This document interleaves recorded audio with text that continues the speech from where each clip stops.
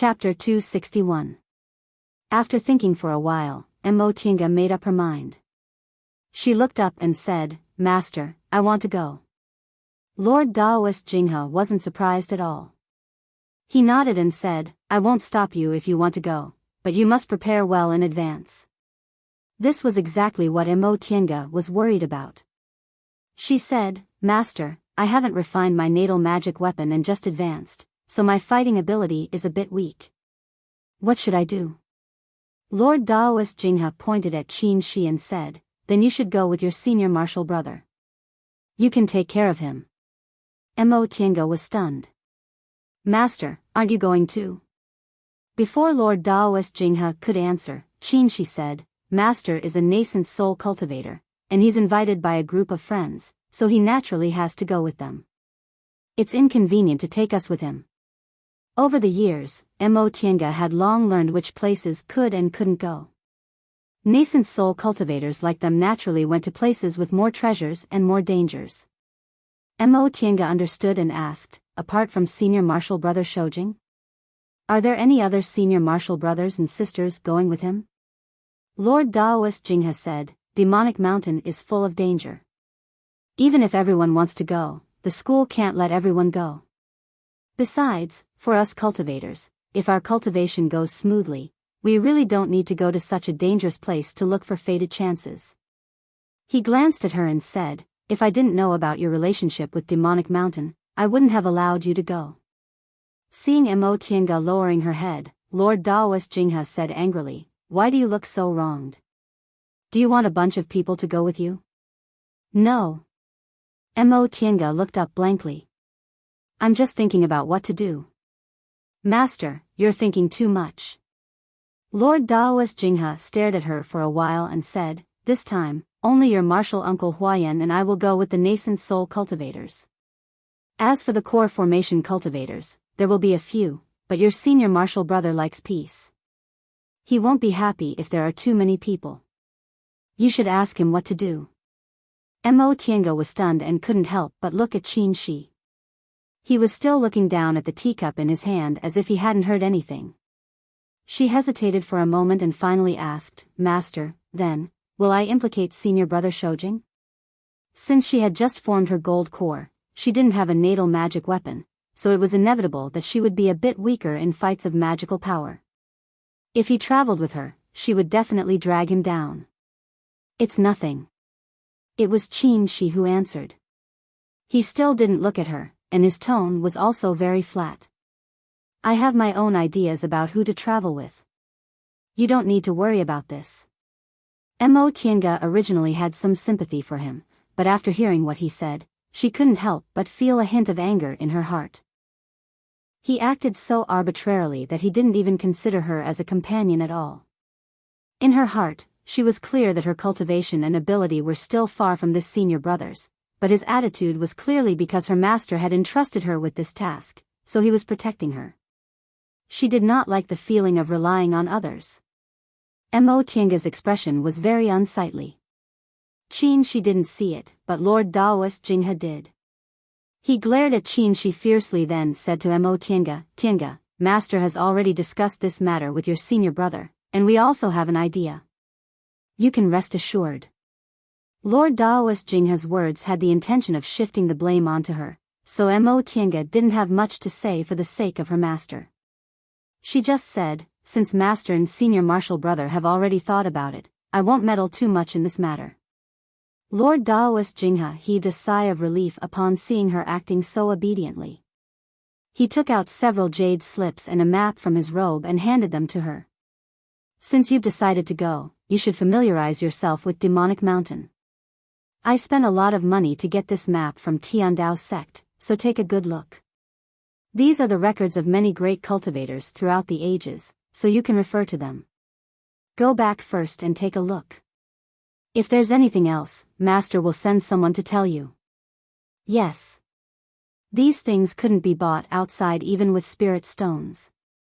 Emotinga knew this, so she didn't want to embarrass her master. "Then disciple will take her leave first." As soon as Emotinga left, Lord Daoist Jinghe frowned. He threw the book in his hand and shouted at Qin Shi, brat, do you want to anger me to death? Look at your attitude. Me what? She finally looked up and stared at Lord Daoist Jinghe, not understanding what had happened. Lord Daoist Jinghe was panting with rage. I also didn't understand what was going on, but based on your attitude just now, I finally understand.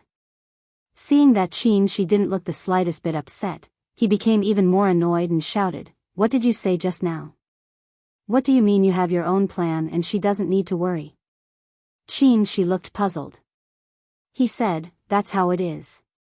I've already thought about what to do, and it has nothing to do with her now." "You," Lord Daoist Jinghe pointed at Shi's nose. He was furious and paced back and forth. "You stinky brat. Damn brat. Slow brat." After cursing him for a while, Lord Daoist Jinghe sat back down, drank a cup of tea, and calmed himself down. "I originally didn't understand why you two were so stubborn and refused to explain. It turns out it's all because of your attitude." "What about me?" She was baffled by Lord Daoist Jinghe's accusation. He felt unhappy and turned his head away. "You still haven't done anything?" Lord Daoist Jinghe raised his voice and glared at him for a while. "Don't you think you underestimated her too much? Do you think you have to take responsibility for everything because your cultivation level is higher than hers?" She was stunned. He said, "Isn't that the case? My cultivation level is higher than hers, and I'm a man. Shouldn't I protect her?" Lord Daoist Jinghe was speechless for a while. After pondering for a while, he suddenly thought it was very interesting and couldn't help but laugh. His momentary anger and momentary laughter made Shi even more confused. "Master, are you crazy?" Lord Daoist Jinghe held back his laughter and asked, "I remember there was no difference between men and women in your eyes before. Even if you traveled with female cultivators, you didn't want to protect them, did you?" She frowned and said, "They're not related to me. Since we're traveling together for the same purpose, of course we're equal. Why should I do more?" Lord Daoist Jinghe laughed even more happily. "But you think you should protect her. That's natural. Not to mention anything else, if he loved someone, he would naturally want to protect her."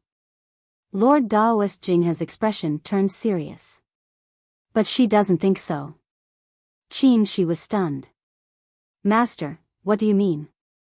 Therefore, Lord Daoist Jinghe once again became a gossipy old woman for the sake of his disciple's life. "Think about it. You think you're protecting her, but what does she think? She's formed her gold core and is finally in the same realm as you, but you still don't treat her as an equal cultivator and take responsibility for everything as if she can't do anything well."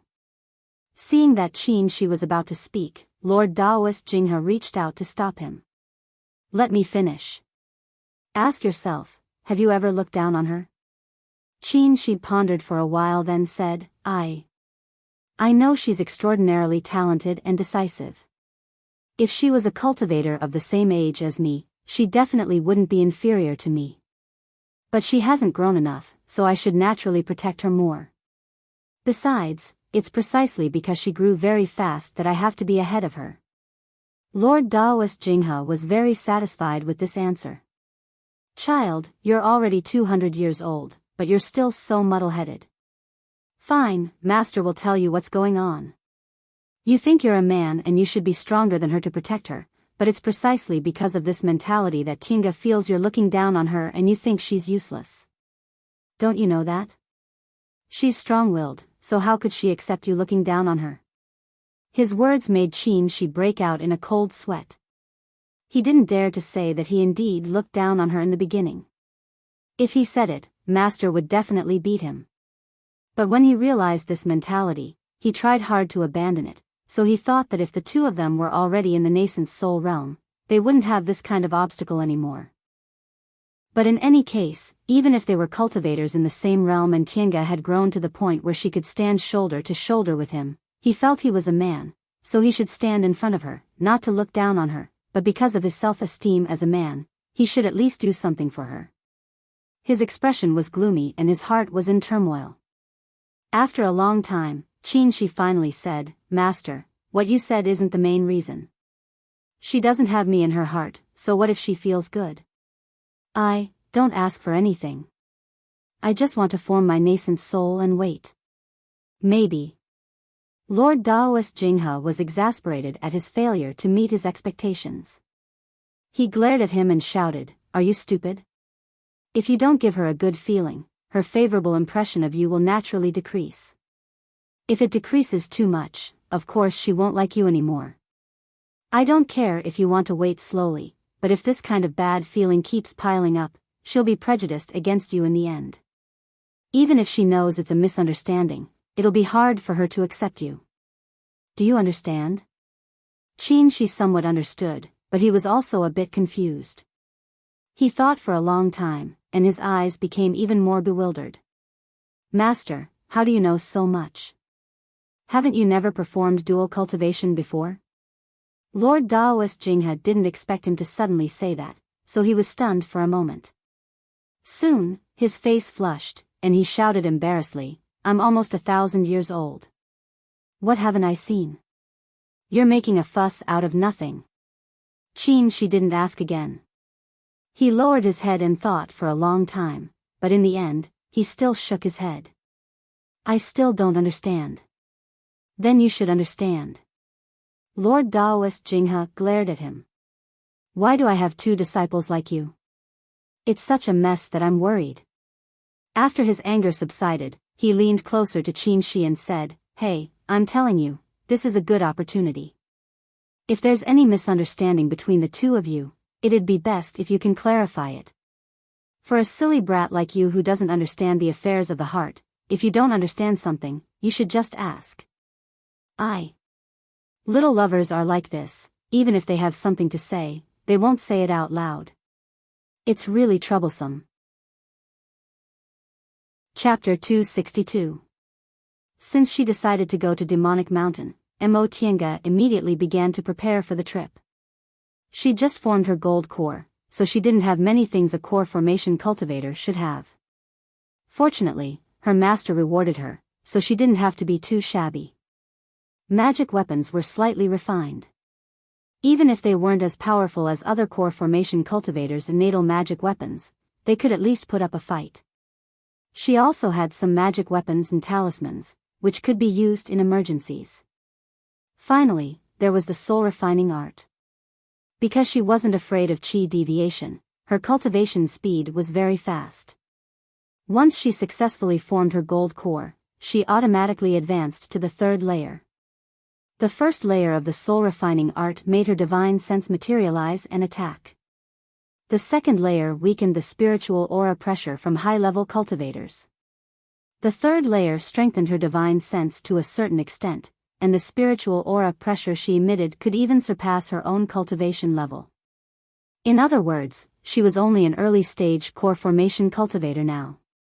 Once she emitted her spiritual aura pressure, she could make others think she was a middle-stage core formation cultivator or even a late-stage core formation cultivator. In addition, Mo Tiange carefully studied the map and information Lord Daoist Jinghe gave her.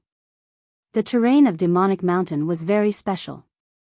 Millions of years ago in the distant past era, immortals and devils fought here. Millions of years later, the righteous path and devil path fought on Demonic Mountain again. Until the end of the Middle Ages era, devil path cultivators still had several conflicts with righteous path cultivators. In the past several million years, Demonic Mountain had experienced the baptism of countless wars, leaving behind countless restrictions and turbulent spiritual might. Countless treasure seekers had entered and lost their lives here. Even now, there were countless treasures here, and corpses were everywhere. Opportunities and dangers existed side by side. After tens of thousands of years of exploration, the deceased seniors left behind precious maps and treasure hunting experiences for the cultivators of today. She memorized the places that people with different cultivation levels could go to, the places that were best not to go, and what kind of dangers there were. Mo Tiange memorized everything by heart. Thinking of Qin Shi's attitude, she couldn't help but feel a bit indignant. She knew her strength was far from this senior martial brother Shoujing's, but his attitude showed that he didn't take her seriously at all. She took a deep breath and calmed herself down. Although she still wanted to fight back, she couldn't be too stubborn about it. Otherwise, it would easily give rise to anger, which would be detrimental to her cultivation. A month passed quickly. She sent her a message, telling her it was time to go. His tone was much softer than that day, and he carefully told her many things to pay attention to and what she should prepare. Mo Tienga held the summoning talisman in her hand and lightly flicked it, burning the talisman completely. She did as he said and brought everything she needed to prepare, then met up with him at the appointed time. As for Lord Daoist Jinghe, he had already said that he would go with Lord Daoist Huayan and let them do as they pleased. When the day arrived, Mo Tienga informed Lord Daoist Jinghe and went to the location of Qin Shi's Immortal's Cave. His Immortal's Cave couldn't be considered small, but it was the most secretive one among the several core formation cultivators on Clear Spring Peak. If someone didn't know better, they would think it was just an uninhabited mountaintop. Who to that behind was to a mountain was a core mountain. Who had thought there would be a core formation cultivators behind a formation? Cave was not to expect. Formation, core formation, formation. Even Mo Tienga herself didn't expect it, which was why she did that embarrassing thing back then. She actually got entangled with Bai Yanfei in front of his Immortal's Cave, which was really humiliating. Once again, she landed on the mountain. She flicked her sleeve, and a stream of spiritual aura knocked on the rock wall, making a dull sound. Before long, the rock wall quietly opened, and Qin Shi walked out. He saw Mo Tienga and said, "Let's go." Mo Tienga was stunned. "Senior Marshal Brother Shoujing, are we the only ones?" Qin Shi flicked his sleeve, and a white cloud appeared under his feet. "I've made an appointment with someone to go to Kuanzhong City." Kuanzhong City was a city in central Kunwu. It didn't belong to any cultivation group. Although it wasn't big, it was an important symbol of central Kunwu. Mo Tienga hesitated. "Aren't we going with our fellow senior martial brothers and sisters?" Qin Shi said, "They have their own friends. Although we're from the same sect, it's better to go with someone who has the same thought." Upon hearing what he said, Mo Tienga didn't say anything else. She also flew up, but Qin Shi said, "Get on my flying cloud. You can save some spiritual aura." Flying didn't require a lot of spiritual aura, but since he expressed goodwill, she had no reason to refuse. She landed on his flying cloud and soared into the sky in an instant. The speed of this flying cloud was really amazing. Mo Tienga thought to herself that even if she flew at full speed with her cloud-treading boots, she wouldn't necessarily be able to reach this speed. Of course, this was also because her cultivation level wasn't high enough. Presumably, with his cultivation level, the speed of her cloud-treading boots wouldn't be inferior to his. The two of them flew out of Xianqing School's Great Mountain Protecting Formation. In an instant, they were far away on Mount Taikang. The speed of a core formation cultivator flying at full speed really couldn't be underestimated, especially when this flying cloud was clearly a top-notch flying magic weapon. Several days later, the two of them arrived at Kuanzhong City in central Kunwu. This wasn't Mo Tienga's first time in Kuanzhong City. Back when she wandered around with second uncle, she also came to this city and lived here for a while. This city wasn't big, but people came and went. It was the most prosperous cultivation city in Kunwu. It was said that in the beginning, this city was established by several individual cultivators with great divine power. At first, it was just a large market square for individual cultivators to do business. Who would have thought that it would grow bigger and bigger, and in the end, it would become a symbol of central Kunwu? Because this city didn't have any big force behind it, it had always been maintained by individual cultivators with great divine abilities. They didn't compete for territory, so the big cultivation groups didn't bother too much. Over time, it became a city of trade. Due to the tacit consent of the big cultivation groups, Kuanzhong City became the largest neutral land in Kunwu. On the way, the two of them didn't talk and just hurried on with their journey. Mo Tienga didn't have much to say, and Qin Shi also didn't seem to want to talk. It wasn't until they landed at the gate of Kuanzhong City that Qin Shi said, Junior Marshal Sister Qingwei, these old friends of mine are generally trustworthy, but their characters are a bit strange. If you find anything strange, don't mention it in front of me, just ask me in secret. Mo Tiange was stunned. She still wasn't used to her Daoist name, and she was even more unaccustomed to Qin Shi calling her that. But she quickly regained her composure and nodded. I understand. As soon as they entered Kuanzhong City, they saw cultivators everywhere. The two of them were both core formation cultivators, wore Xianqing School's Daoist robes, and they were both very young, so they attracted a lot of people's attention as soon as they entered the city. With core formation cultivators here, aura refining cultivators naturally didn't dare to approach them. Even foundation building cultivators stood on the side, waiting for them to pass. This was the first time Mo Tiange felt the aloof feeling of a high-level cultivator, so she felt a bit uncomfortable. Qin Shi, however, didn't feel anything. He just led her all the way into the city. This kind of rubbing shoulders made Mo Tiange feel very uncomfortable. The soul-refining art she practiced strengthened her divine sense, and spreading out divine sense was a cultivator's subconscious behavior. In the city, her divine sense was very messy, making her feel very uncomfortable. It was just like people with good hearing would feel more uncomfortable than ordinary people in noisy places. Qin Shi suddenly turned around and asked, "What's wrong with you?" Mo Tiange didn't expect he would notice her abnormality. She was stunned for a moment before she shook her head. There are too many people. Qin Shi's gaze flickered and he said, "If something happens, I'll warn you. You should withdraw your divine sense for the time being." Mo Tiange hesitated for a moment before she nodded. She wasn't strong enough now, so it was useless to force herself. It'd be better to save some strength and use it at a critical moment. Seeing that she did as she was told, Qin Shi turned around and continued to lead the way. Before long, they entered a restaurant. He refused the mortal waiter's greeting and went up to the third floor with familiarity. After making several turns, he stopped in front of a door. The door hadn't been opened, but Mo Tiange already heard voices coming from inside. It was a sweet woman's voice. "Two people. Old Lei, you've lost. Hand over the things." Soon after, a voice as loud as a bell rang out. "Damn it. Feng woman, you're not cheating, are you? Heh, if you're willing to bet, you're willing to accept your loss. Old Lei, are you going to hand it over or not? Hand it over." The voice was extremely depressed, but it was very straightforward. However, it soon muttered, "I won't bet with you in the future. Woman, you must be cheating." Qin Shi pushed the door open. "What are you betting on this time?"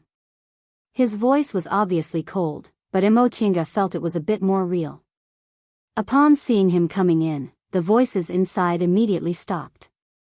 Soon after, a burst of fragrance assaulted their noses.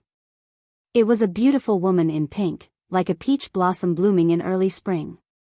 She threw herself at Qin Shi and called out in a sweet voice, "Aya!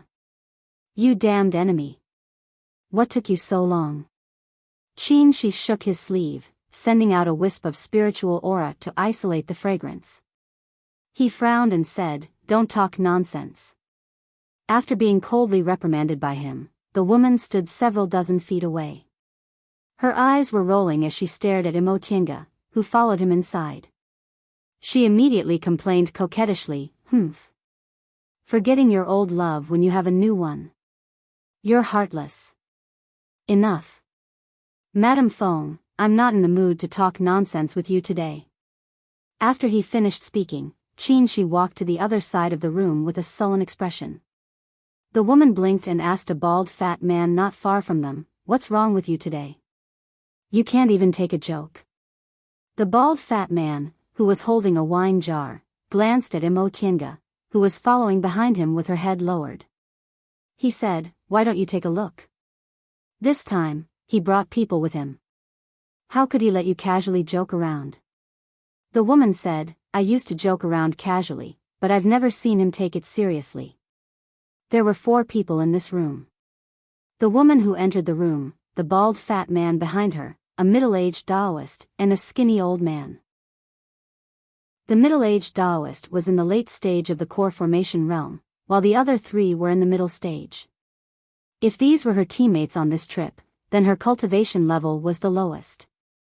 Mo Tiange thought for a while, then watched Qin Shi walk forward and greet the middle-aged Taoist and the skinny old man. "Fellow Taoist Kumu, fellow Taoist Tong, I trust you've been well since we last met?" The two of them had already seen him, so they stood up and greeted him back. The middle-aged Taoist stroked his beard and said with a smile, "Fellow Taoist Shoujing, it's been 80 years since we last met, but your cultivation level has already surpassed ours." Although the skinny old man's expression was stiff, there was a hint of a smile in his eyes as he looked at him. A faint smile appeared on Qin Shi's face. "Fellow Taoist Kumu, you're joking with me. I failed to form my nascent soul 3 times, and now I'm the laughingstock of Kunwu. I've lost a lot of face." Chapter 263. The skinny old man looked like a dead tree, but this middle-aged fellow Taoist called him Taoist Kumu. The skinny old man, on the other hand, used a proper name, Tong Tianyun. Hearing Qin Shi's words, Taoist Kumu smiled. "Fellow Taoist Shoujing is too modest. What's so shameful about that? People like us, who have been stuck in the core formation realm for hundreds of years without any progress and don't even have the chance to form our nascent souls, are so envious of you." Qin Shi smiled and said no more. He moved to the side and turned to look at Mo Tiange. "Fellow Taoists, this is the junior martial sister I mentioned. Her Taoist name is Qingwei." Kumu and Tong Tianyun had long noticed Mo Tiange, but Qin Shi didn't say anything. They were also embarrassed to stare at a female cultivator, especially since she was wearing Xianqing School's Taoist robe like Qin Shi, so they were obviously from the same sect. Now that Qin Shi introduced her, they finally looked at Mo Tiange. Mo Tiange raised her hand and saluted them. "Greetings, fellow Taoists." Kumu and Tong Tianyun saw that she was gentle and quiet, so they also stood up and saluted back. Right after they greeted each other, the bald fatty with a loud voice shouted, "Qin Shoujing, this is your junior martial sister? I heard your master has an extraordinary disciple who formed her gold core before she was 100 years old. Is she the one?" Qin Shi wasn't polite to this bald fatty. He said coldly, "Who else could it be? How could I have so many junior martial sisters?" Before the bald fatty could answer, the woman Qin Shi called Madame Feng laughed first. "Old Lei, I told you long ago that the person he agreed to go with him must be someone close to him, but you didn't believe me. What do you think? I guessed right, didn't I? Not only did he agree to go with us, but he also brought her in person." The bald fatty hugged his wine jar and said unhappily, "Humph, you're good at calculating." He then raised his chin at Mo Tiange and said to Qin Shi, "None of the 5 of us are mediocre. Why did you bring a little girl who just formed her gold core? Demonic Mountain is full of danger. What should we do if you implicate us?" Qin Shi let out a humph and cast a glance at Mo Tiange. He then turned towards the bald fatty and said somewhat arrogantly, "You can also be considered not a mediocre person? If you're afraid of getting involved, I'll go with fellow Taoist Kumu and fellow Taoist Tong. Why do I need you? You." It was an obvious mockery. The fat on the bald fatty's face twitched, and he was about to fly into a rage. Qin Shi went on to say, "Although this junior martial sister of mine has just formed her gold core, she has a lot of treasures on her. Although her attacks are a bit inferior, self-defense isn't a problem. Besides, I'll take care of her safety. You don't have to worry about it." Even if they had some friendship with Qin Shoujing, these people were cultivators who had been in the cultivation world for hundreds of years. How could they allow a cultivator who had no ability to drag them down to travel with them? Now that they heard what he said, they all looked at Mo Tiange doubtfully. They believed that Qin Shoujing wouldn't lie, but how powerful could a cultivator who had just reached the core formation realm be? Under everyone's gazes, Mo Tiange showed a faint smile. "Fellow Taoists, is there anyone who wants to compare notes with me?" Kumu and Tong Tianyun didn't react to what she said. The bald fatty hugged his wine jar and was about to speak, but the woman beat him to it. The woman smiled before she spoke. She walked over and intimately held Emotinga's hand. Little sister, before she could finish speaking and before her hand could touch Emotinga, she flung his sleeve. A gust of wind blew, forcing her back several steps. After being beaten back by she again and again today, the woman was also annoyed. She frowned and put her hands on her hips, looking like a shrew in the marketplace. She didn't have any of her previous flirtatious attitude. Qin Shoujing, you're so unreasonable. I won't eat your junior martial sister. What do you mean by acting like this? Qin Shi's expression didn't change. He looked at her hand and said, if you talked to her nicely, I wouldn't have stopped you, but why did you smear poison on your hand? The woman didn't feel embarrassed even though she was exposed. Instead, she showed a bright smile. It was your junior martial sister who said she wanted to compare notes with me. I just wanted to test whether she was vigilant or not. Is that still not okay? You blocked it for her. What do you think about that? Qin Shi said calmly, even if you used poison on her, it'd be useless. You might as well save your strength. Huh? The woman was confused. What do you mean? Her physique is special. Her meridians and dantian are different from those of ordinary people. Your tricks are useless against her. Qin Shi looked at Mo Tiange and said, Junior martial sister Qingwei, this is poisonous Lady Du Fengjin. You can just call her Madame Feng. As for this one, his name is Lei Dongqing. Poisonous Lady Du Fengjin? Mo Tiange's heart skipped a beat. She had heard a little about Poisonous Lady. She was an individual cultivator with extremely ruthless methods. Although the cultivation technique she practiced was righteous path, her methods were a bit evil. People who liked her called her Madame Feng, while people who didn't like her called her Poisonous Lady. She really didn't expect this senior martial brother Shoujing to be involved with such a person. However, what Qin Shi said wasn't false. A cultivator's body had an extremely strong resistance to poison. If a cultivator wanted to be poisoned, they had to start from her meridians and dantian. Mo Tiange wasn't afraid of this. After going through the 5 spirits cultivation method, her meridians and dantian were extremely tough and hard to be injured. It was difficult for so-called poison to have any effect on her. Mo Tiange raised her hand. So it's Madame Feng and fellow Taoist Lei. Nice to meet you. She obviously didn't show the same courtesy to these two people as she did to Kumu and Tong Tianyun. Since these two people weren't polite enough to her, she also returned the courtesy.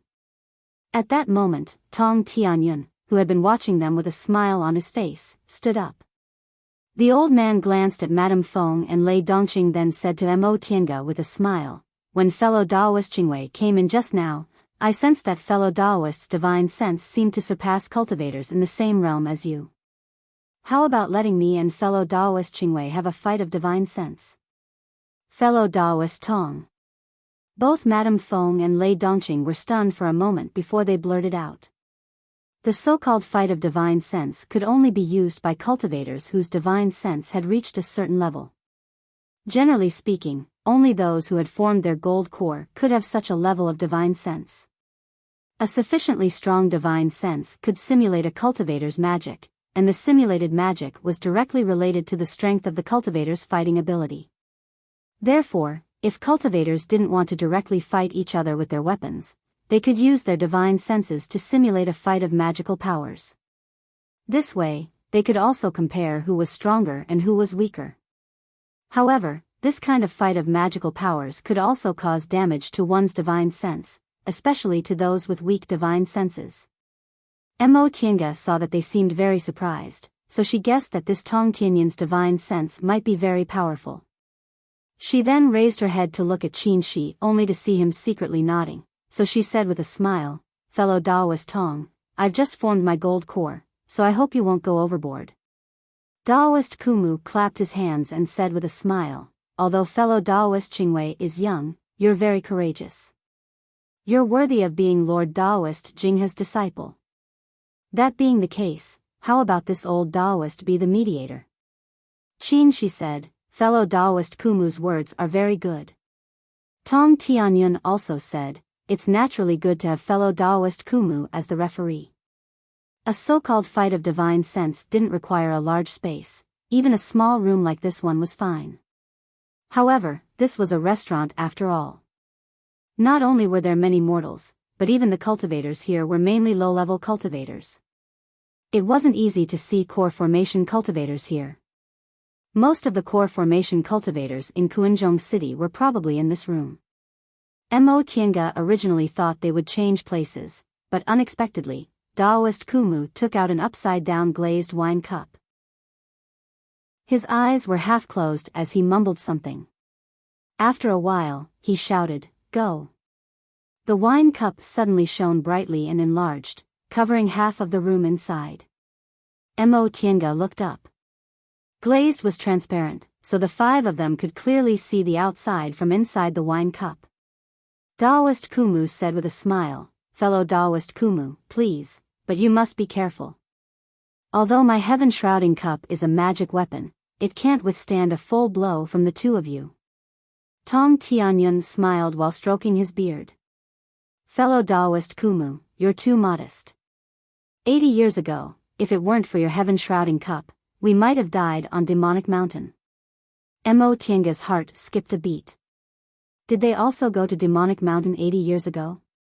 Before she could say anything, Tong Tianyun already said, "Fellow Daoist Qingwei, let's get started, shall we?" Mo Tiange had to put aside the matter just now and nodded. "All right, fellow Daoist Tong, please." The two of them stood in the middle, facing each other, and the other four people made way for them. Tong Tianyun and Mo Tiange closed their eyes at the same time and circulated their aura to adjust their breaths. As time passed, a gust of wind slowly flowed between them, rolling up their clothes and hair. Then, this gust of wind became stronger and stronger, gradually enveloping the two of them until they couldn't see their figures clearly. Upon seeing this scene, Lei Dongqing uttered an "huh" and said with a bit of astonishment, "Qin Shoujing, your junior martial sister has just formed her gold core, but her divine sense can already transform into wind?" Transforming divine sense into wind looked simple, but in fact, it wasn't easy. Wind could only be generated when one's divine sense operated quickly. Who knew how many times their divine senses had exchanged blows for this scene in front of them to have such an effect? "Qin," she said faintly, "I've already told you. Although she's just formed her gold core, protecting herself won't be a problem." Although he hadn't seen her all these years, his master had already told him about her matters. At first glance, he knew the magic weapons in her hands weren't ordinary items. Moreover, the soul-refining art was originally given to senior martial brother Xianyin by his master, so he naturally had confidence in her. The wind in the field became stronger and stronger, causing everyone's sleeves to flutter in the wind. Not only Mo Tiange and Tong Tianyun, but even the onlookers' expressions gradually turned solemn. Bang! All of a sudden, a loud sound came from the heaven-covering cup. The people trapped inside the cup felt as if the wind was being cut by a knife. Each of them operated their spiritual aura shields to resist this strong wind. Although each of them had their own unique skills, these two people were fighting with their divine senses, so they absolutely couldn't be disturbed, so they could only use their spiritual aura shields to resist. After the first sound, the heaven-covering cup continued to make loud noises one after another, each more violent than the last. Kumu frowned. He looked very surprised as he stared in Mo Tiange's direction. Since his heaven-covering cup made such loud noises, their fight of divine senses was obviously quite fierce. He knew how powerful Tong Tianyun's divine sense was. This little girl had just formed her gold core and didn't look very strong, but she actually had such a strong divine sense. All of a sudden, the inner wall of the heaven-covering cup exploded like firecrackers. The gale around them suddenly stopped, and the two of them finally showed themselves. When he looked up, he saw that Mo Tiange looked like she was in pain. Her eyes hadn't opened yet, but blood was flowing from the corner of her mouth. "Tiange! Qin Shi frowned. He quickly stepped forward, pulled her hand, and pressed her meridians. After a while, he heaved a sigh of relief and let go. On the opposite side, Tong Tianyun's expression also didn't look too good. He slowly opened his eyes and stared deeply at Mo Tiange. After a while, Mo Tiange finally caught her breath. She wiped the blood from the corner of her mouth, then cupped her hands towards Tong Tianyun with a smile. I admit defeat. Tong Tianyun shook his head. Fellow Daoist Qingwei, you don't need to be so modest. I've been stuck in the middle stage of the core formation realm for 300 years. Although I've never been able to make a realm breakthrough, there are very few cultivators in the same realm who can be my match. Fellow Daoist, you've just formed your gold core, but your divine sense is already this powerful, it's already very rare. This fight was naturally won by Tong Tianyun, but Mo Tiange's loss wasn't too ugly. Daoist Ku Mu's gaze shifted between the two of them. He then said with a smile, Fellow Daoist Qingwei, this fight isn't about winning. Since fellow Daoist Tong said so, it means fellow Daoist has enough ability to travel with us. That being the case, the agreement between fellow Daoist Shoujing is valid. From now on, fellow Daoist is our companion. Chapter 264. Having obtained Daoist Kumu's approval, Mo Tiange smiled and cupped her hands. Thank you very much. She knew clearly that Daoist Kumu and Tong Tianyun might be doing this for Qin Shi's sake. However, she also had confidence in herself. Even if she couldn't help them, she wouldn't drag them down. Moreover, who could compare to her in terms of escape strategy? Even the noisy Lei Dongqing and Madame Feng were speechless after this competition. Seeing Daoist Kumu put away the heaven-covering cup and start talking again, the two of them said their goodbyes and left, looking very bored. Tong Tianyun looked at the two of them, then turned around and said to Mo Tiange with a smile, Fellow Daoist Qingwei, please don't mind them. They've always been like this. Mo Tiange smiled back, but before she could say anything, Qin Shi already said, Fellow Daoist Kumu, fellow Daoist Tong, my junior martial sister and I came from afar and haven't settled down yet, so we should take our leave first. Since he said so, the two of them couldn't stay any longer, so they made an inviting gesture and saw them off. Mo Tiange followed Qin Shi. As soon as he went down the restaurant, someone immediately came to greet them and took them to a secluded courtyard. Qin Shi entered the courtyard, casually laid a defensive formation and took the lead into the small hall. This courtyard was very elegant. It was spring now, so there were many peach trees planted in the courtyard. The trees were full of peach blossoms, and the fragrance of peach blossoms assailed their nostrils.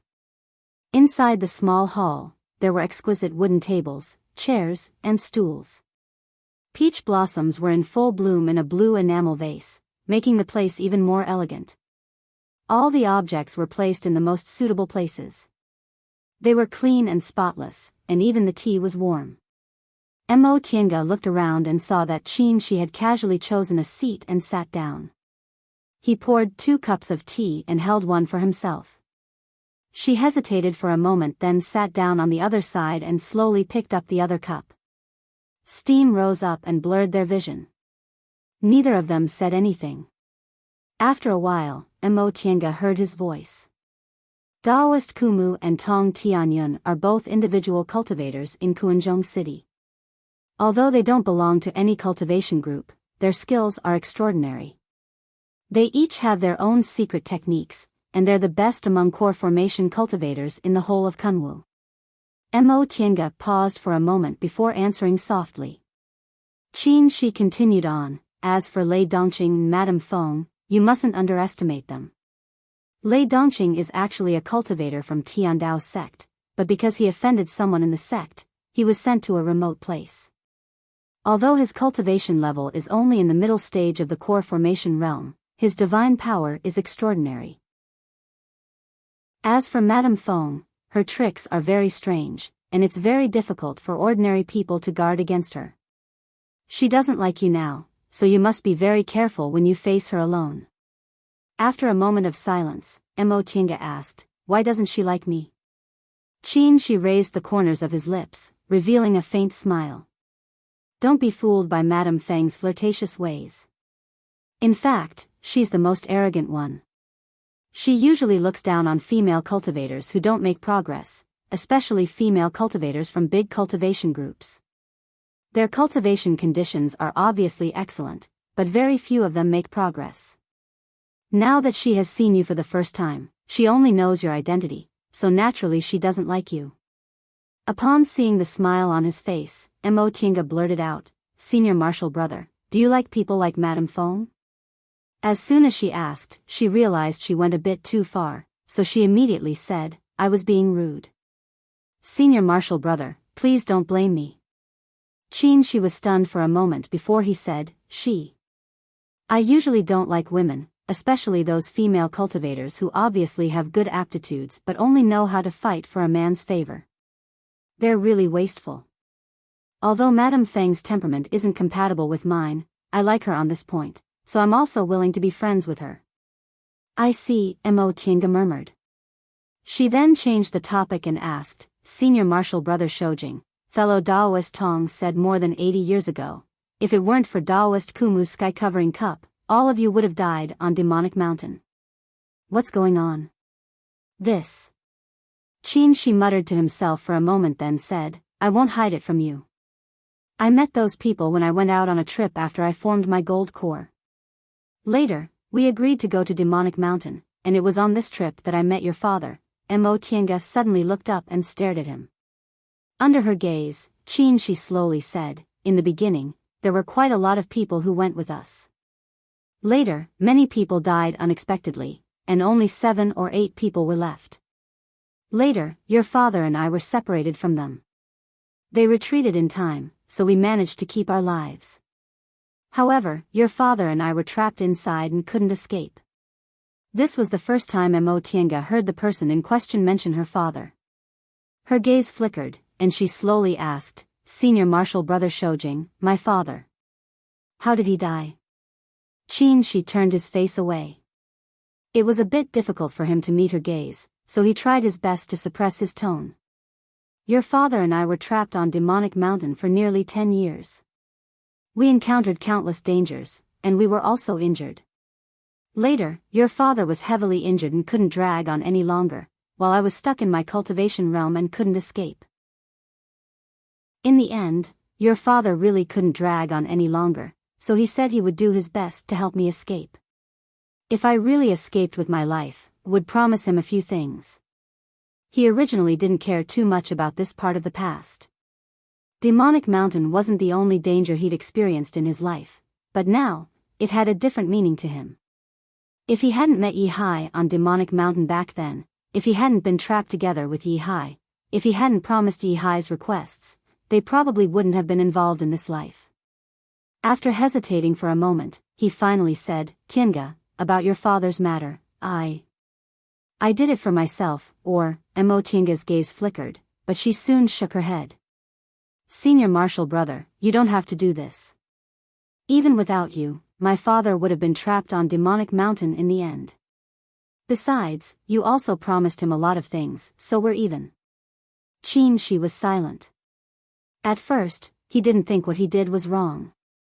Based on the personality of cultivators, it wouldn't be a big crime for him to forcibly seize Yi Hai's cultivation when Yi Hai was heavily injured. However, he wasn't the kind of person who didn't care about his state of mind, so he made a fair deal with Yi Hai. That way, he would have a clear conscience and could also save himself from inner demons. However, this matter was related to her past, so he couldn't help but feel a trace of guilt. The two of them sat for a while. She couldn't stand the silence anymore, so he took the initiative to speak. I remember the place where your father died very clearly. At that time, I didn't bring his remains out, so I don't know if they're still intact after so many years. Let's go to Demonic Mountain and take a look there. Mo Tiange forced a smile but didn't answer. She shouldn't care so much about the remains. Just like back then, when she couldn't find Tianxiao's ashes, she told her this, cultivators shouldn't be bound by external things. People were already dead, and burial was only to comfort the living, so she should follow her heart. However, her father's death had been a knot in her heart for so many years. She still hoped to finish what she started and bring her father's remains back to be buried with her mother. Seeing that she still didn't speak, she pondered for a while, then said, "Aside from the four of them, there's another cultivator from Gujian's sect who hasn't arrived yet. When that person also arrives, we can set off." Nmo Tienga answered softly. In any case, he had his own ideas about these things, so she couldn't interfere. The two of them really had nothing to say, so they sat for a while. Then Mo Tienga asked, "Senior Marshal Brother Shoujing, how long are we going to stay here?" "Probably in 3 to 5 days. Gujian's sect isn't far from here. That person already sent a message, so they should set off in 1 or 2 days." In the end, she couldn't stand the silence anymore. He wanted to take the initiative to speak, but Mo Tienga stood up first. "Senior Marshal Brother, I'm going to adjust my breath for a while." "Where will I stay?" Shi's eyes flashed with disappointment. He pointed to the side and said, "You can pick any room you want." "It doesn't matter." "All right." Mo Tienga didn't say anything else and left without saying anything else. She sat alone for a while. Looking at the 2 cups of tea on the table, he suddenly did a very ridiculous thing. He reached out to take the teacup she didn't drink from, drank it up, and put the cup in his pocket. After Lei Dongqing, Madame Feng, Shi, and Mo Tienga left, Daoist Kumu and Tong Tianyun sat in the side room for a while without saying anything. Daoist Kumu raised his hand, and a soundproof barrier appeared around the two of them. "Fellow Daoist Tong, what do you think?" Tong Tianyun pondered for a while, then picked up a black chess piece and put it on the empty chessboard. "We'll have to wait and see." Daoist Kumu stroked his beard and smiled. "Fellow Daoist Tong, it seems you have a very high opinion of this Master Daoist Qingwei." A smile appeared on Tong Tianyun's dry, almost fleshless face. "It's not easy for a cultivator who's just formed her gold core to be able to do this. She's worthy of being an outstanding disciple of a famous cultivation group." Daoist Kumu nodded. "I couldn't sense the fight between the two of you. This shows that this Master Daoist Qingwei's divine sense is also extraordinary. An early-stage core formation cultivator's realm might still be stable, but she's actually able to do this.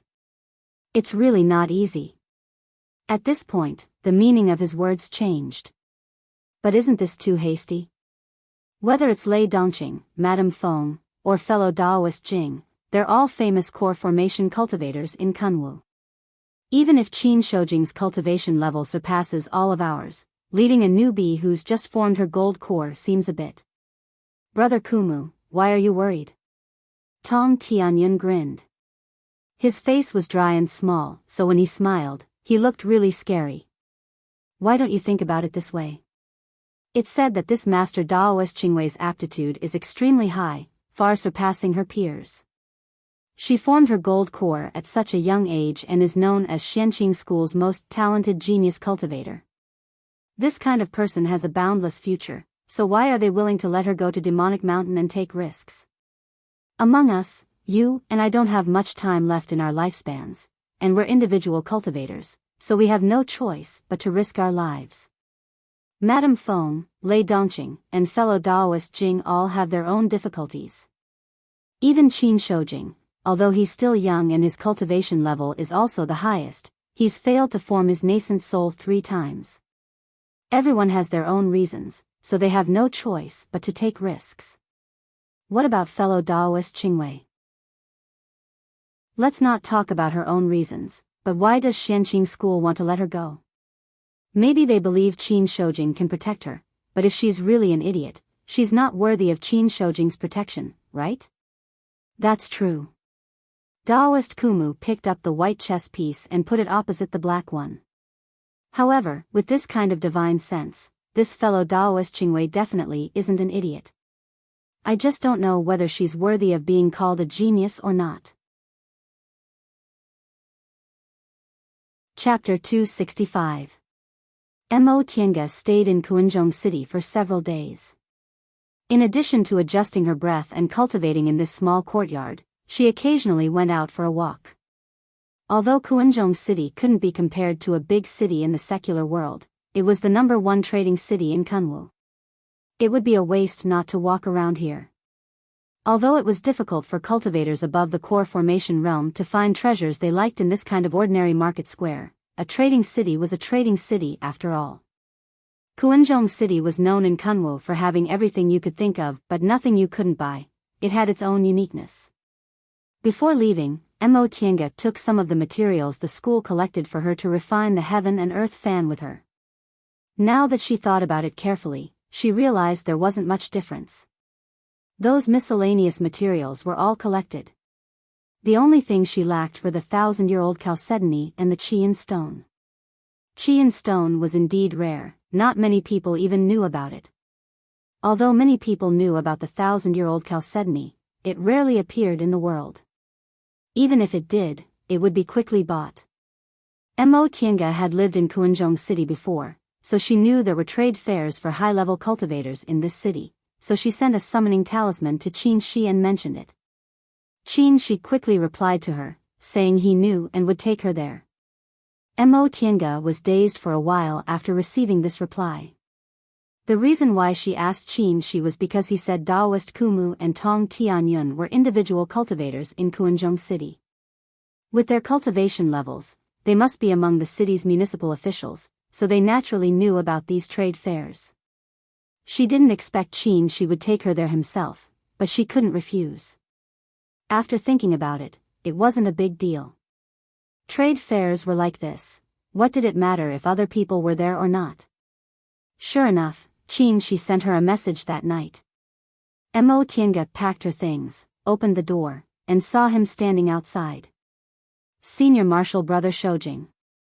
Qin Shi nodded. Without beating around the bush, he said directly, "Let's go. If you want to go to the trade fair, there'll be one soon." Judging from his attitude, he seemed to be very familiar with this Kuanzhong city. Mo Tiange silently followed behind him. She didn't use her flying technique and just walked around the city in twists and turns. It was the middle of the night. The bustling Kuanzhong city during the day was quiet. Only a few cultivators were hurrying on their way, and mortals were nowhere to be seen. Most of these cultivators had high cultivation levels and had the same goal. Mo Tiange watched as these cultivators all walked towards the tallest Kuanzhong pagoda in the city. Qin Shi led her in the same direction. Unexpectedly, after walking for a while, he pulled her hand and whispered, "This way." His fingers were slightly cold, carrying the special coldness of a cultivator. They parted as soon as they touched. The two of them entered the back door of a nearby shop. This back door had other mysteries. As soon as they pushed the door open and entered, a low-level cultivator said in a low voice, "Welcome, Senior." It was a woman's voice, and it was very sweet. No matter where it was, there was no lack of female cultivators as a means of receiving guests. Mo Tiange sighed inwardly but didn't say anything. She just followed Qin Shi. There was a female cultivator leading the way in front of them. They entered the courtyard and then entered a tunnel. Soon, the view in front of them suddenly became clear. "Seniors, please do as you please. If there's anything you need, please call us." The aura-refining female cultivator respectfully bowed then retreated into the darkness. Mo Tiange looked around. The layout of this small hall was simple and there were a lot of chairs placed around it. Several cultivators were resting and waiting. Among these people, the lowest cultivation level was in the middle stage of the foundation building realm. Aside from them, there were also 2 core formation cultivators. Qin Shi gestured, and the 2 of them found a corner to sit down. He then raised his hands, laying a soundproof barrier. He said to her, "This is a trade fair for the highest level people in Kuanzhong City. Even Kuanzhong City's administrators will participate." Mo Tiange was a bit surprised. "They also need to participate in the trade fair?"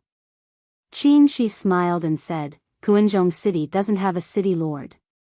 There are only several highly respected individual cultivators who form an individual cultivator alliance to manage the trade fair. Even so, they don't have any special privileges when it comes to trading. They just have more sources of information, so it's easier for them to find what they need. This management method is indeed special, Mo Tiange thought inwardly. Qin Shi continued to say, the Individual Cultivator Alliance in Kuanzhong City has a total of 7 core formation cultivators, and one of them will preside over this trade fair. In this trade fair, they'll allow 1 or 2 of Kuanzhong City's best shops to auction off their best treasures. After that, cultivators can trade among themselves as long as they pay a small fee. This trade fair is also famous in Kunwu. Cultivators below the core formation realm can only participate if they have some background. Core formation cultivators often come because of its reputation. Mo Tiange was stunned. There are actually so many core formation cultivators in Kuanzhong City? If they could trade among themselves, there should be at least 10 of them, right? Qin Shi shook his head. These cultivators came here specifically to trade, they won't stay. How can core formation cultivators be so easy to meet? Usually, there are only about 10 of them in Kuanzhong City, and most of them are members of individual cultivator alliances. Otherwise, how could they manage Kuanzhong City? If there were that many core formation cultivators, this individual cultivator alliance probably wouldn't be able to suppress them. The two of them sat for a while before Qin Shi asked, Junior Marshal Sister Qingwei, what do you want to buy? Don't tell me you can't buy it from the Steward's Hall? Mo Tiange couldn't quite get used to the way he kept calling her. After a while, she finally answered, it's materials to refine a natal magic weapon. The Steward's Hall has collected most of the materials, but it's still lacking 2 rare items. What are they? 1,000-year-old chalcedony and Qian stone. Qin Shi frowned and said, 1,000-year-old chalcedony can be seen occasionally, but it has a wide range of uses. It can be used to concoct medicinal pills and refine tools, so it's usually bought at a high price as soon as it appears. You need a bit of luck to get it. As for this Qian stone, I remember seeing it in a small place about 100 years ago. Unfortunately, I didn't know what it was at that time and didn't buy it. So many years have passed, and I don't know whose hands it is now. Mo Tiange was delighted. Senior Marshal Brother Shoujing, do you know what Qian stone looks like? Qin Shi nodded. But that was 100 years ago. If you want me to find it, I won't be able to do anything. That won't be necessary. Mo Tiange smiled and said, few people know about this Qian stone. I asked my master, but even he only heard of it and never saw it. He also doesn't know what it looks like, so he can't find it. Seeing her smiling face, Qin Shi was stunned and didn't answer for a long time. Mo Tiange thought he was unwilling, so she slowly stopped smiling. If it's not convenient for Senior Marshal Brother, forget it, no. Qin Shi shook his head and said, let me think. It doesn't seem to have any obvious characteristics. But if I can see it, I'll definitely recognize it. Some ores looked very similar, but the spiritual aura they contained was slightly different. It couldn't be explained clearly with words, but if you looked carefully, you could still distinguish them. Mo Tiange was happy but also a bit disappointed. In that case, it was useless for her to be anxious. Qin Shi thought for a while then said, you don't need to be anxious. Even if we can't find it for a while, entrusting it to Daoist Kumu and fellow Daoist Tong is the same. They're well informed, so as long as these 2 things appeared in Kuanzhong City, they definitely won't be able to hide it from them. This was also a way out of desperation. In the end, there was a bit more hope, so Mo Tiange said, that's good. I'll have to trouble Senior Marshal Brother Shoujing. Qin Shi nodded then cast a glance at her from the corner of his eyes. He then asked, what if we can't find it in a short time? Without a natal magic weapon, we'll always be a bit weaker. The 2 things you're looking for are both things that can only be found by chance, not sought. Mo Tiange was also quite hesitant. I only have 1 natal magic weapon. I'm not willing to use it randomly. Every core formation cultivator had this kind of mentality. A natal magic weapon was related to one's ability in fights of magical powers. If one randomly chose it, even if it could grow, it would still be slightly inferior to others. Who would be willing to have a lower starting point than others? However, if one wanted a high-grade magic weapon as their natal magic weapon, it would be relatively difficult to find. If they didn't refine it, it would have a greater impact on their ability in fights of magical powers. Qin Shi understood her very well. He nodded and said, if I hadn't accidentally obtained the refining formula for the 3-yang real fire sword when I was building my foundation, I'm afraid I would have been the same as you. Mo Tiange also felt a bit regretful that she didn't say this earlier. At that time, she was wholeheartedly focused on forming her gold core. She always felt that a natal magic weapon was something that should be considered after she formed her gold core, so she didn't take it to heart. The two of them sat, each thinking about their own matters.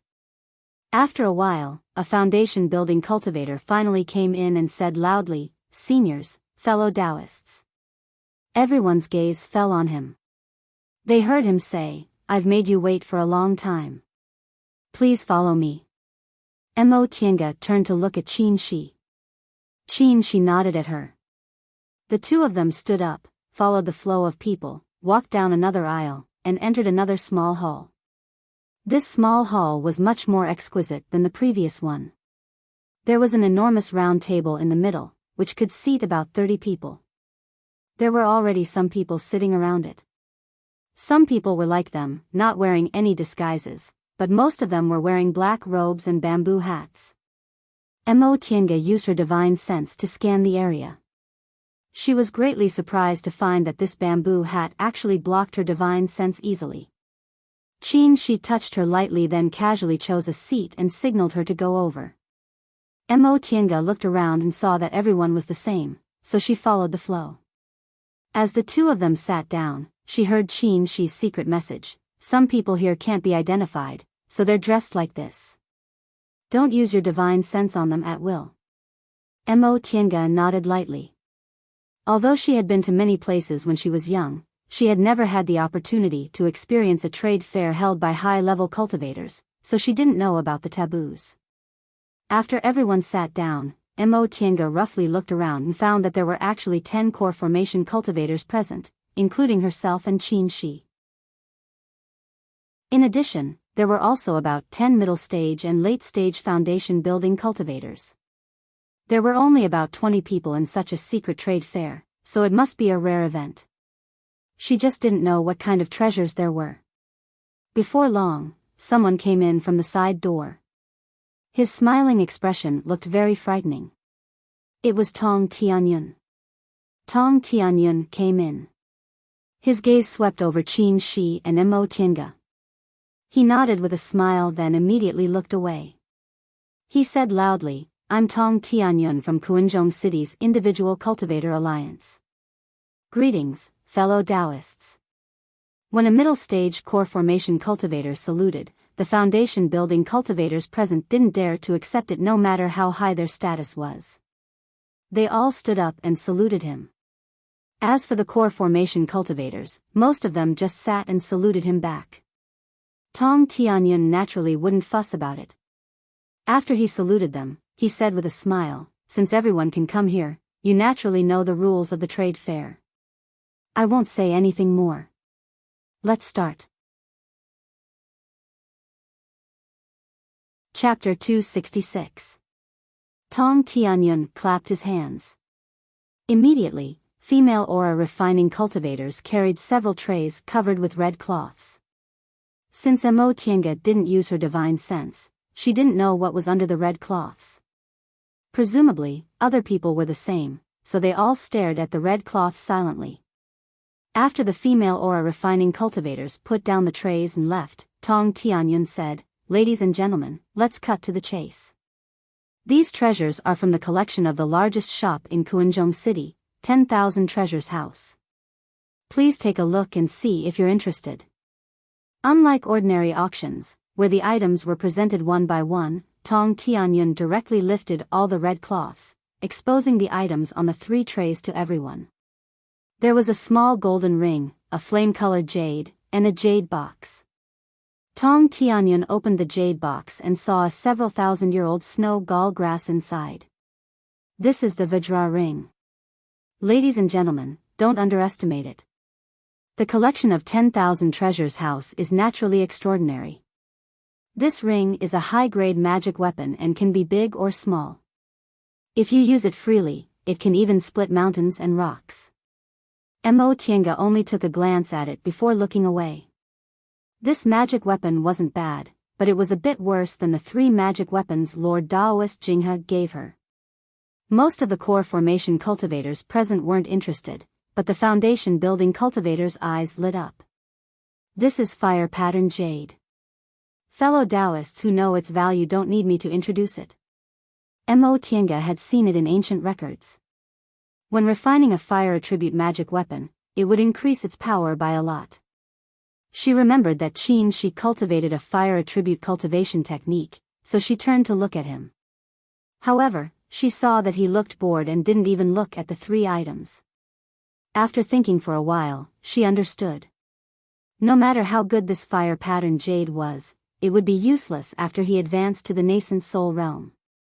This snow gall grass is already 3,000 years old.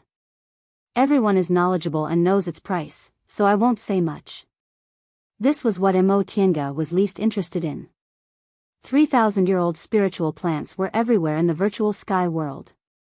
Once Tong Tianyun finished looking, his eyes swept over everyone present, immediately distinguishing who was interested and who wasn't. He smiled and said, "Our trade fair doesn't allow open bidding. Even if it's your first time here, you should know the rules. In the time it takes for an incense stick to burn, everyone should think carefully about what price to offer. Remember, if you're making a bid, you're not allowed to communicate with each other. If you communicate with each other, only one person is allowed to make a bid. Begin now." With a wave of Tong Tianyun's hand, several other aura-refining female cultivators carried jade tablets and distributed them to everyone. Each person received 3 tablets, each of which was marked with 3 kinds of items. Mo Tiange was puzzled, but she soon heard Qin Shi's voice. The rule of this trade fair is bidding. Everyone has to put their bid on the jade tablet, and the highest bidder wins. This was something new. In this way, there would be many more variables, and there would be less malicious bidding. There wouldn't be a situation where the price would be driven up. Presumably, ordinary cultivators would support this. After all, if the price was driven up, it would be the competitor's loss. Mo Tiange raised her head and swept her gaze over the 20 or so cultivators at the round table. Some were scratching their ears and cheeks, some were immersed in contemplation, and some didn't seem to care. Mo Tiange noticed that there was a person on the opposite side who was like them. He didn't even look at the items on the table. The jade tablet given to him was also placed on the table, untouched. His head was lowered as if he was resting with his eyes closed. Although he seemed to be resting, he was also one of the people wearing black clothes and a bamboo hat, so she couldn't see his expression. Aside from Qin Shi, this person had the highest cultivation level among the people present. He was already in the late stage of the core formation realm. Judging from his indistinct spirit, his fighting ability wasn't weak either. She turned to glance at Qin Shi, but she saw that he was also looking at this person. Mo Tiange sent him a secret voice transmission. "Senior Marshal Brother Shoujing, is there something wrong with this person?" Qin Shi shook his head lightly. "He's just a bit strange." She was about to ask what was strange about it, but the time it takes for an incense stick to burn was up. Tong Tianyun said loudly, "Everyone, stop bidding." Upon hearing his words, everyone quieted down. Some people showed a determined expression and quickly wrote their bids. Afterward, the aura-refining female cultivators stepped forward, collected the jade tablets, and gave them all to Tong Tianyun. As Tong Tianyun sorted the jade tablets one by one, most of the people present stared at his movements. After a while, Tong Tianyun smiled and said, "This Vajra ring was won by fellow Daoist number 5 with 8,000 spirit stones. The fire pattern jade was won by fellow Daoist number 18 with 5,000 spirit stones, and the 3,000-year-old snow gall grass was won by fellow Daoist number 11 with 15,000 spirit stones." Mo Tiange was startled by this price. Although she rarely went to market squares, she also knew the prices. This Vajra ring was a magic weapon after all, so 8,000 spirit stones was indeed a bit cheap. As for the fire pattern jade, she didn't know much about it. Presumably, it wasn't a very rare material, so 5,000 spirit stones should be enough. A 3,000-year-old snow gall grass for 15,000 spirit stones was a bit too expensive. After all, Kunwu was right next to a forest. As long as one had the courage to adventure in the south, spiritual plants weren't too rare. Besides, this snow gall grass was an ordinary spiritual plant, it was just a bit older. As if he could see her confusion, he said softly, after the demonic beast riot, the various cultivation groups in Kunwu haven't recovered their strength yet, so the price of spiritual plants has risen a lot. Moreover, bidding has always been like this. It's possible to buy an item at an extremely low price, but it's also possible to buy it at a much higher price than the market price. Mo Tiange didn't say anything else. From her point of view, these 3 items from the so-called House of 10,000 Treasures weren't anything special.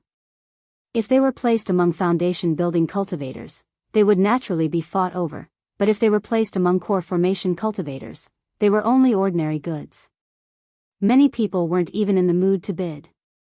It seemed the main point of this trade fair was still the word transaction. This auction and bidding were just a warm-up.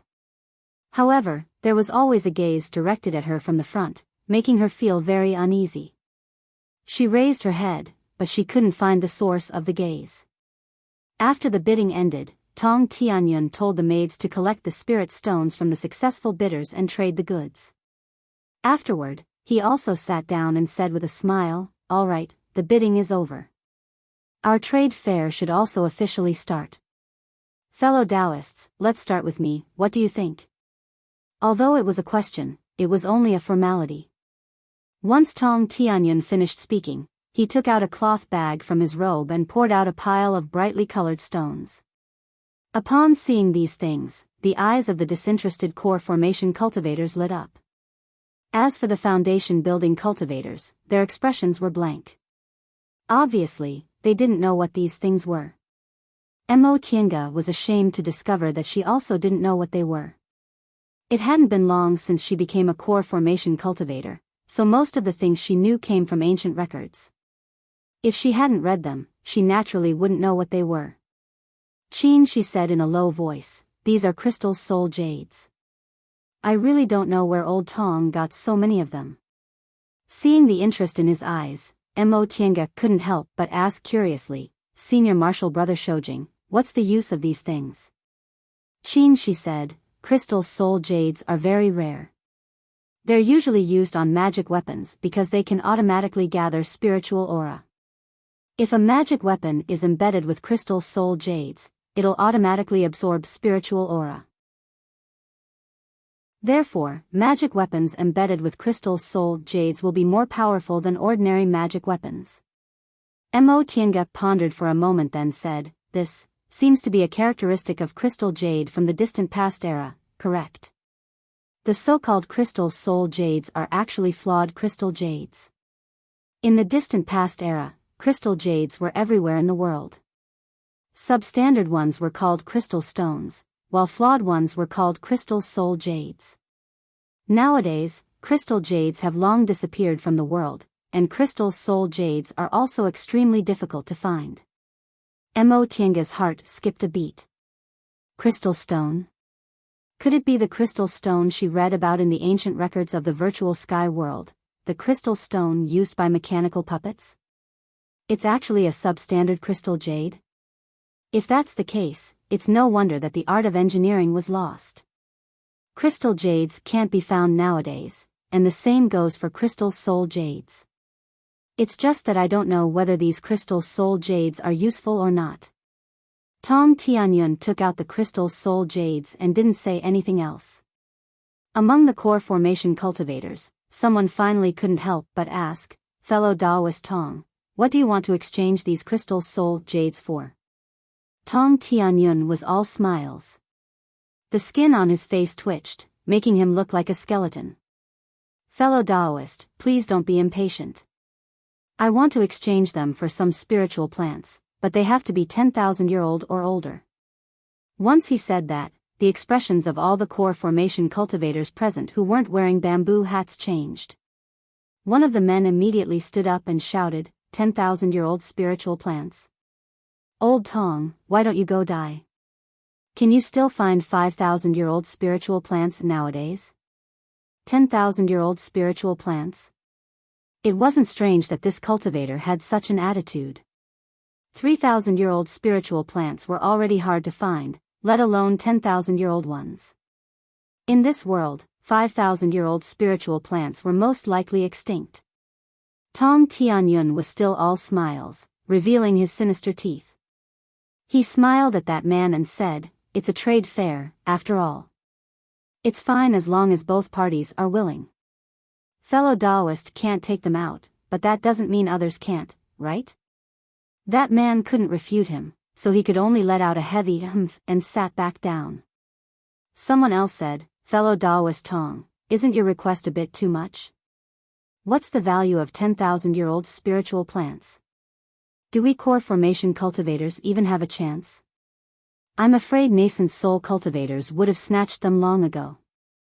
Tong Tianyun was still smiling. "Fellow Taoist, these crystal soul jades of mine are also hard to find in this world. They're not much easier to find than 10,000-year-old spiritual plants." Thus, another person fell silent. "Fellow Taoist Tong, Qin," she said faintly, "I don't have 10,000-year-old spiritual plants you want, but I can give you 100,000 spirit stones and a 5,000-year-old spiritual plant in exchange." Once he said that, not only Mo Tiange, but everyone else also looked at him. 100,000 spirit stones wasn't a small amount, even for nascent soul cultivators. Moreover, someone just said they couldn't find 5,000-year-old spiritual plants nowadays, so he took out a 5,000-year-old spiritual plant. However, he didn't cover his face and was wearing Enchanting School's Taoist robe, showing his superior cultivation level, so no one dared to doubt him. Even Tong Tianyun didn't say anything for a while. A chuckle suddenly rang out. It was the core formation cultivator with the highest cultivation level aside from Qin Shi that Mo Tiange had noticed. He said in a hoarse voice, "Enchanting School is really rich and overbearing. They can actually afford 100,000 spirit stones and a 5,000-year-old spiritual plant." Qin Shi's expression didn't change. He was still calm and composed. "If you can afford a better condition, please don't hesitate to offer it." That person admitted frankly, "I really can't afford your price. However, whether I can get crystal soul jades or not depends on whether fellow Taoist Tong agrees or not." Everyone's gaze shifted to Tong Tianyun. Tong Tianyun once again grinned at Qin Shi, revealing his ghastly teeth. "Fellow Taoist Shoujing, I'm really sorry. I only want a 10,000-year-old spiritual plant. I don't want anything else." Qin Shi's expression changed. He said helplessly, "Since that's the case, I have no other choice."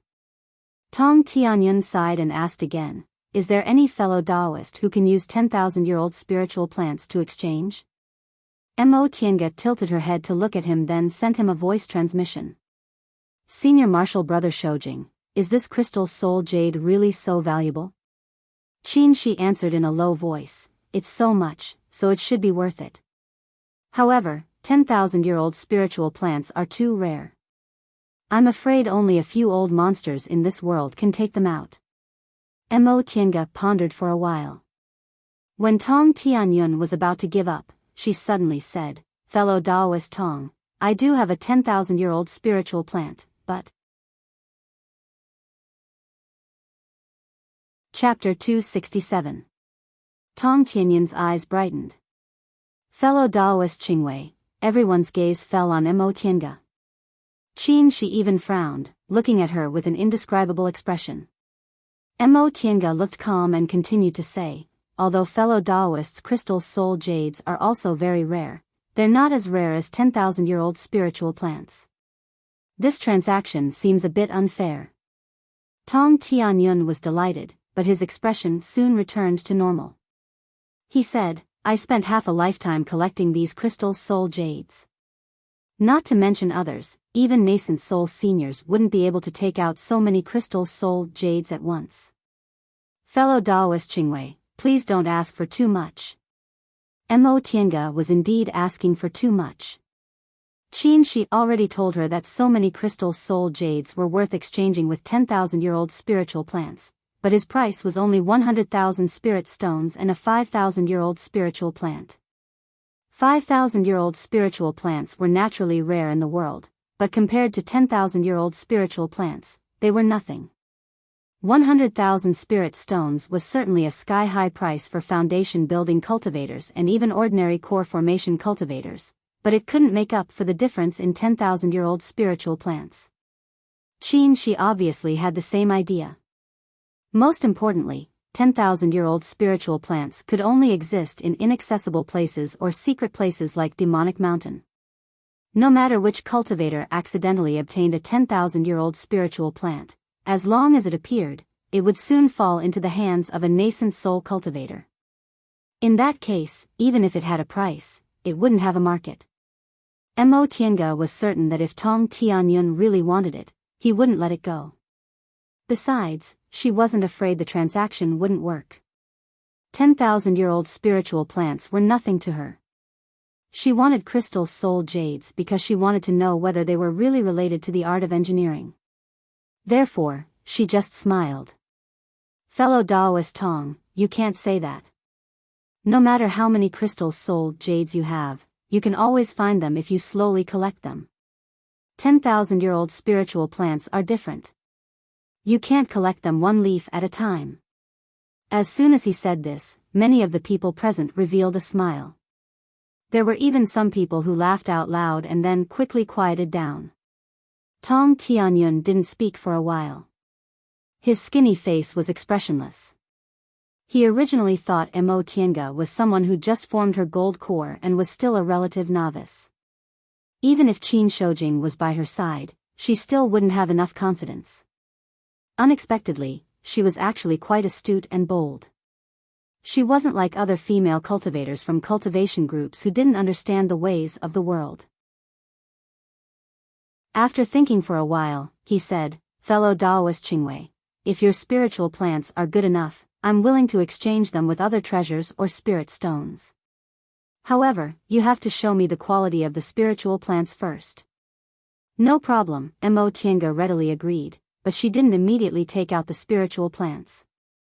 Of course, Tong Tianyun was also very astute. He stretched his hand to the side and made an inviting gesture. Fellow Daoist Qingwei, please come with me. His gaze flickered, then he said, Fellow Daoist Shojing, why don't you be our witness?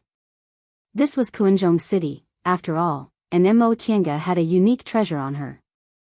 If she was alone with him and something happened to her, he wouldn't be able to bear the responsibility. Ever since Master Daoist Qingwei successfully advanced to the core formation realm, her name had already spread to this side. Who didn't know she was Lord Daoist Jinghe's beloved disciple? With the protection of a middle-stage nascent soul cultivator, not to mention him, even the entire Kuanzhong city couldn't afford to offend her. Qin Shi naturally understood. He was indeed a bit worried, so he also smiled and didn't refuse. He also stood up and leisurely followed them into a small door. This was only a small warehouse with half of the goods piled up. A table was placed at the door. Fellow Daoist Qingwei, Tong Tianyun complained as soon as they entered the warehouse, if I knew you had them, why would I bring them to the trade fair? Alas, showing off your wealth isn't a good thing. Mo Tiange smiled. I also didn't know fellow Daoist Tong would need them. What a coincidence. The two of them spoke intimately, but in fact, they were just exchanging pleasantries. Once she finished speaking, Mo Tiange took out a jade box from her chinkuan bag. She knew once the 1,000-year-old chalcedony and Qian stone appeared, their prices would be sky-high. She was afraid she didn't have enough spirit stones, so she took some spiritual plants from her virtual sky world. She originally didn't plan to use spiritual plants older than 3,000 years, but after thinking about it, she still brought one with her. She didn't expect to have a use for it. As soon as the jade box was taken out, the spiritual aura couldn't be suppressed. Both Qin Shi and Tong Tianyun stared at the jade box. Tong Tianyun took the jade box and tore off the talisman on it. As soon as he opened it, a strong medicinal fragrance rushed towards him. His eyes widened and he couldn't breathe for a long time. After a long time, he finally exhaled slowly. It should be right. It's a 10,000-year-old drunken orchid. He lifted the jade box and sniffed the fragrance. He carefully distinguished the smell and the roots and began to identify the medicinal properties with great proficiency. The rhizome is intact, and the medicinal properties are well preserved. Drunken orchid isn't a very rare spiritual plant, but this one must have grown in a place with extremely rich spiritual aura for 10,000 years. It's indeed better than the rare spiritual plants that grow in places with ordinary spiritual aura. Tong Tianyun moved his gaze away from the drunken orchid with difficulty. He closed the jade box and stuck the talisman on it again. He then looked up at Imotienga. Fellow Taoist Qingwei, these crystal-souled jades are yours. In addition, I have some unique materials here. They aren't very valuable, but they're rare. Consider them my thanks to you. What do you think? Imotienga looked down at the bag Tong Tianyun handed her. It was sturdy and contained a lot of things. She gently pushed the bag back. Tong Tianyun's expression changed and became a bit unsightly. Fellow Taoist, you. He thought Imotienga was dissatisfied with the price he offered. He said the materials in the bag weren't valuable because he was being modest. As one of the managers of the individual cultivator alliances in Kuanzhong City, he'd been in Kuanzhong City for many years and collected countless strange materials. Normally, he wouldn't yield even if people begged him with 10,000 spirit stones. Tong Tianyun took a deep breath and said, Fellow Taoist Qingwei, name your price. I'll compensate you with spirit stones. Imotienga smiled and shook her head. Fellow Taoist Tong, please don't misunderstand. I don't want your spirit stones or materials. Fellow Taoist can use those crystal-souled jades to exchange with me. I just want you to promise me one thing. Tong Tianyun was stunned. He didn't expect she would say that. What is it? As a member of the Individual Cultivator Alliance in Kuanzhong City, fellow Taoist Tong must be very well informed about transactions. I happen to be looking for the whereabouts of two kinds of materials, so I hope fellow Taoist Tong can help me inquire about them. Upon hearing this request, a smile appeared on Tong Tianyun's face and he regained his previous amiable attitude. Fellow Taoist Qingwei, what are you talking about? For the sake of fellow Taoist Shoujing, what's wrong with inquiring about the whereabouts of a few materials? You really have to play this kind of joke with me. Imotienga smiled. It's my fault. After the two of them finished exchanging the materials, Tong Tianyun asked with concern, Fellow Taoist Qingwei, what are you looking for? Tell me, maybe I'll know now. Then I won't be polite, Imotienga said. I'm looking for two kinds of things. One of them is a chalcedony that's more than 1,000 years old, the older, the better. The other kind is a Qian stone. I don't have any requirements for it. Fellow Taoist Tong, if you have any information about these two things, please tell me. This. Upon hearing what she said, hesitation flitted across Tong Tianyun's face. He looked at Imotienga, then at Qin Shi, who had been leaning against the door and didn't interrupt their conversation. He said, to be honest, I haven't seen a Qian stone for many years. As for that 1,000-year-old chalcedony, I saw it once a few days ago, but it was already bought by someone. Oh. Imotienga was delighted. May I know who the buyer is? Fellow Taoist Tong, do you know? Tong Tianyun shook his head apologetically. Fellow Taoist Qingwei, according to the rules of Kuanzhong City, if the buyer has a request, we absolutely can't divulge the buyer's information. I can't answer this question. Imotienga was a bit disappointed. Right after that, she heard Tong Tianyun say, however, fellow Taoist, you've done this old man a big favor. I happen to know the buyer, so I can ask him on your behalf. Mo Tiange originally thought she had no chance, but she didn't expect there would be a turn of events. She said, if that's the case, I'll have to trouble fellow Daoist Tong. Fellow Daoist Tong, you can tell your friend that if he doesn't want to buy it with spirit stones, he can also exchange it with spiritual objects. Tong Tianyun's eyes brightened. Even spiritual plants? Mo Tiange shook her head. Fellow Daoist Tong, 10,000-year-old spiritual plants can only be encountered by luck, not sought. I only have this one. Even if I had 1,000-year-old spiritual plant, presumably your friend wouldn't care, right? Wealthy core formation cultivators like them indeed didn't care about ordinary 1,000-year-old spiritual plants. Tong Tianyun couldn't help but feel disappointed, but he soon felt relieved. 10,000-year-old spiritual plants naturally couldn't be found everywhere. Being able to find one was already extremely lucky.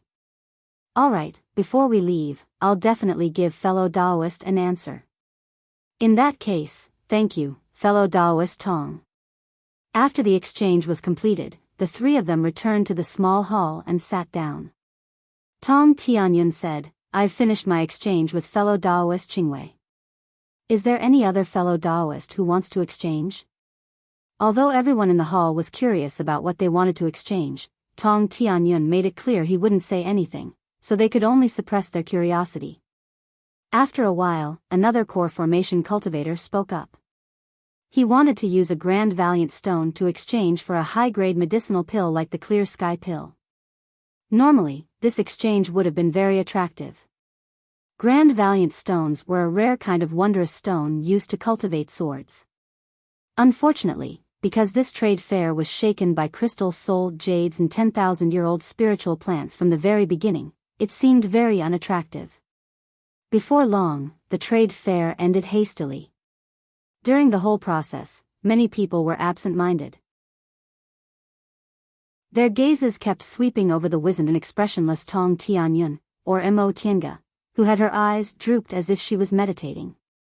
In the end, Mo Tiange and Qin Shi didn't fancy anything else. Qin Shi, on the other hand, took out a bottle of rare high-grade medicinal pills and said he wanted to buy the news of 1,000-year-old chalcedony and a Qian stone. Sure enough, no one knew about it. Soon after, the trade fair ended. Everyone went out from the original entrance. There were several entrances to this trade fair. The one Mo Tiange and Qin Shi came in from was public, and there were several other secret entrances for people who didn't want their identities exposed. By the time they returned to the main street, it was already late at night. The two of them were bold and skilled. They didn't hide themselves and just slowly walked towards the small courtyard they were temporarily staying in. The people who came out had already scattered everywhere. In the end, only the two of them were left. The cool and refreshing night breeze blew. On the ground, their clothes fluttered, entangling with each other. Qin Shi suddenly stopped. He grabbed Mo Tiange's wrist and pulled her. In an instant, the two of them flashed several dozen feet away. Qin Shi's line of sight shifted.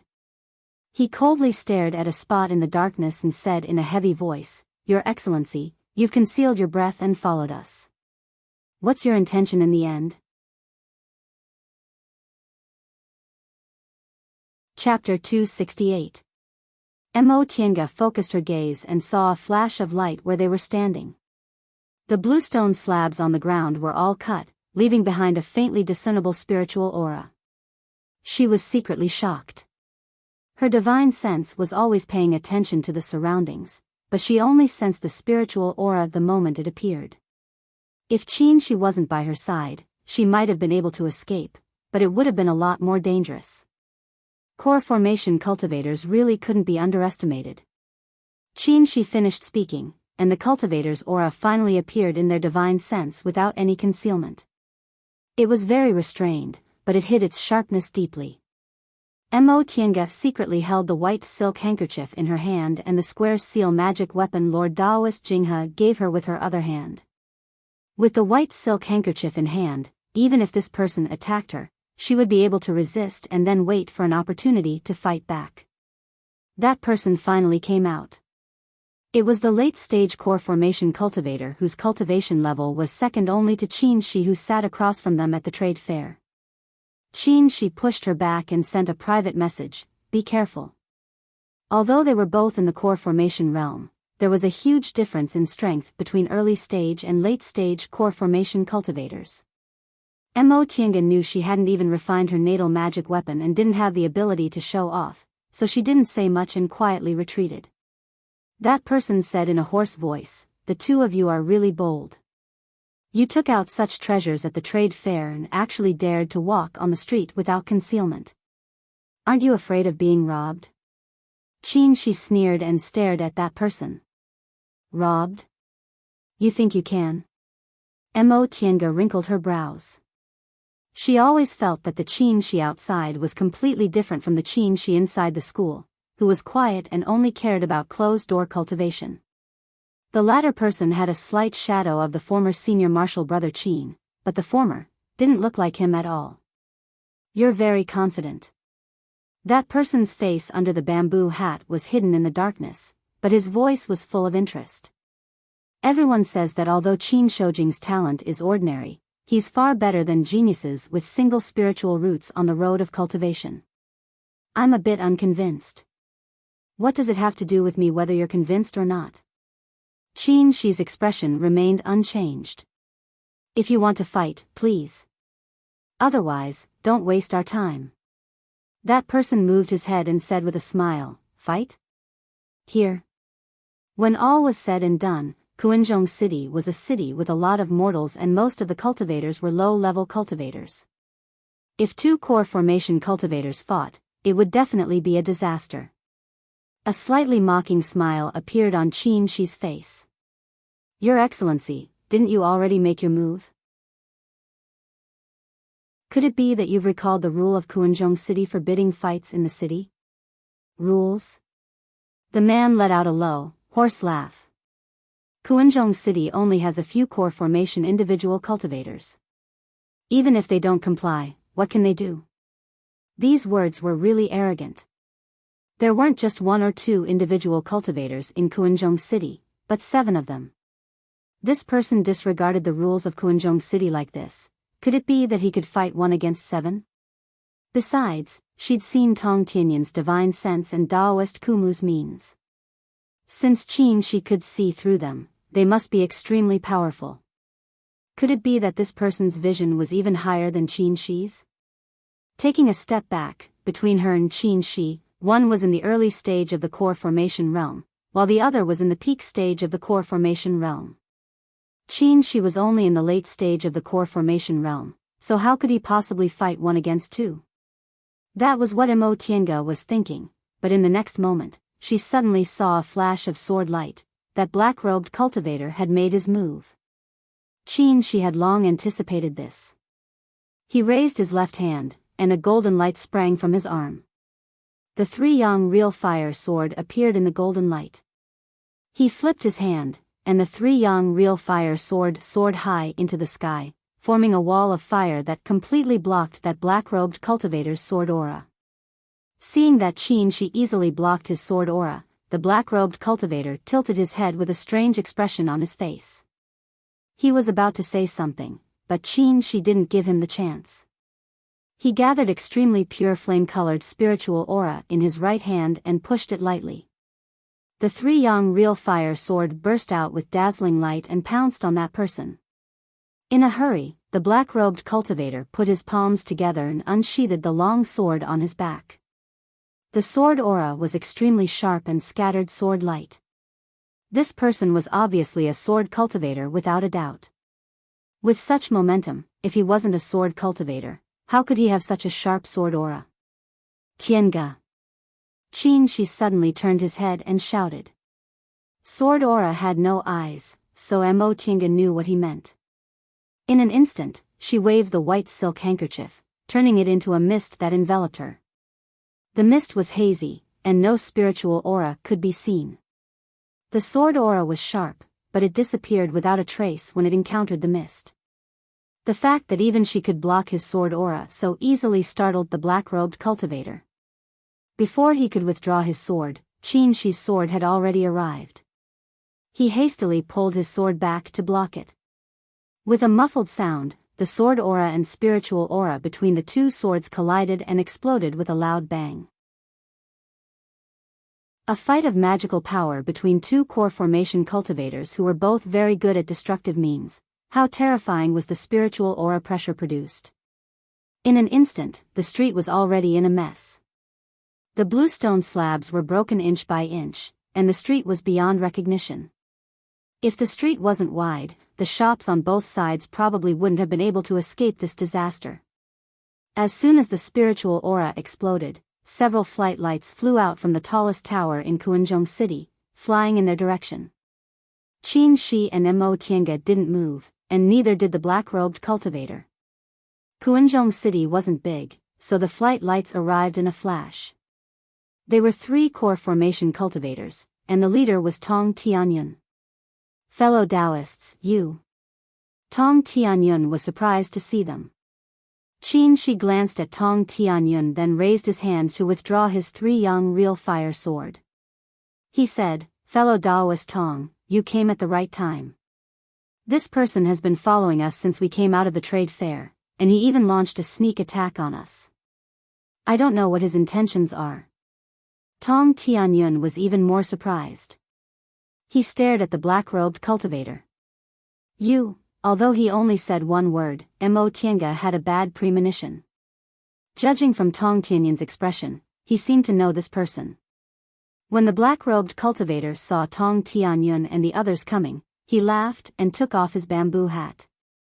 He had a very young face, equivalent to a young man of 24 or 25 years old.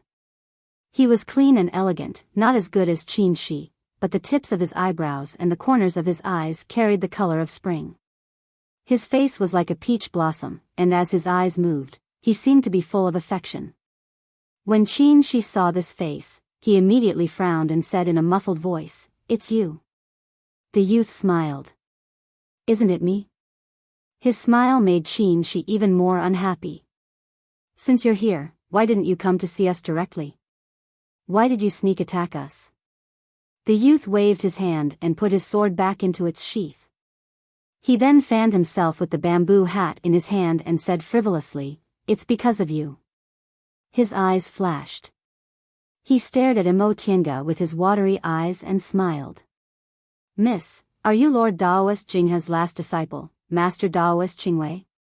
I'm Jing Xingji, a cultivator from Gujin sect. I've heard a lot about you." Jing Xingji? A cultivator from Gujin sect? Qin Shi said they were waiting for a cultivator from Gujin sect here. Could it be this person? She saluted him and said faintly, "I'm Mo Qingwei. Greetings to fellow Daoist Jing."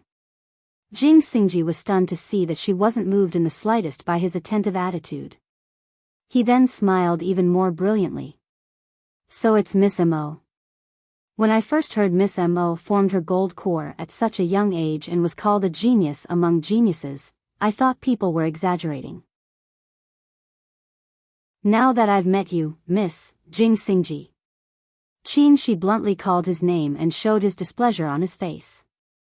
"Fellow Daoist Tong and the others are still here. Why are you fawning over my junior martial sister without an explanation?" Jing Xingji's smile became even more cheerful. He blinked his peach blossom eyes and said, "Qin Shoujing, why are you in such a hurry? Fellow Daoist Tong doesn't have any objections. You're wasting our time." Qin Shi glared at him coldly, then turned to Tong Tianyun and the other two. He cupped his hands and said, "Fellow Daoist Tong, I've already explained the situation. If you want to kill or punish us, you should ask fellow Daoist Jing. Junior martial sister and I will take our leave first." He then turned around and left, looking as if he didn't want to stay even a second longer. Mo Tiange didn't have time to say anything. She nodded at Tong Tianyun, then hurriedly followed him. Tong Tianyun didn't stop them. Although they had a fight of magical powers in the city and many things were damaged, it didn't seem like there were any casualties, so it wasn't a serious incident. However, when he turned around, he saw Jing Xingji staring in the direction the two of them left with a faint smile on his face. Tong Tianyun couldn't help but remind him with a smile, fellow Daoist Jing, I have to advise you that fellow Daoist Shoujing isn't in a good mood this time. It's best not to provoke him. Oh. Qin Shi and Mo Tianga's silhouettes disappeared. Jing Xingji's gaze shifted and he asked with a smile, why is that? Isn't Qin Shoujing unmoved by anything? Why is he in a bad mood? Tong Tianyun said, no matter who he is, he must be in a bad mood after failing to form his nascent soul 3 times, right? Jing Xingji nodded but then he blinked again. You're right, but I think there's another reason why he's in a bad mood, right? Hee. Tong Tianyun pretended not to understand his gaze and said, I don't know about this. If fellow Daoist Jing wants to know, why don't you ask fellow Daoist Shoujing? Jing Xingji shook his head. I'm not stupid. Can I ask him? If I ask a few more questions, his 3-yang real fire sword will come to cut me. Could it be that fellow Daoist Jing is afraid? Tong Tianyun was obviously trying to provoke him, but Jing Xingji was also frank. He shrugged and said, fellow Daoist Tong, don't provoke me. I admit that in terms of fights of magical powers, although I'm a sword cultivator, I'm not as good as him. However, maybe I really can surpass him in the matter of forming my nascent soul. Tong Tianyun's gaze flickered.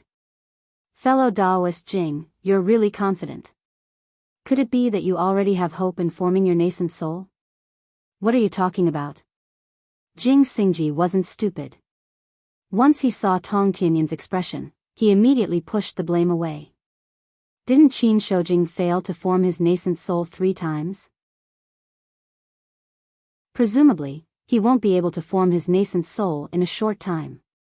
If I work harder and succeed in forming my nascent soul in 1 try, won't I be able to surpass him? Hee.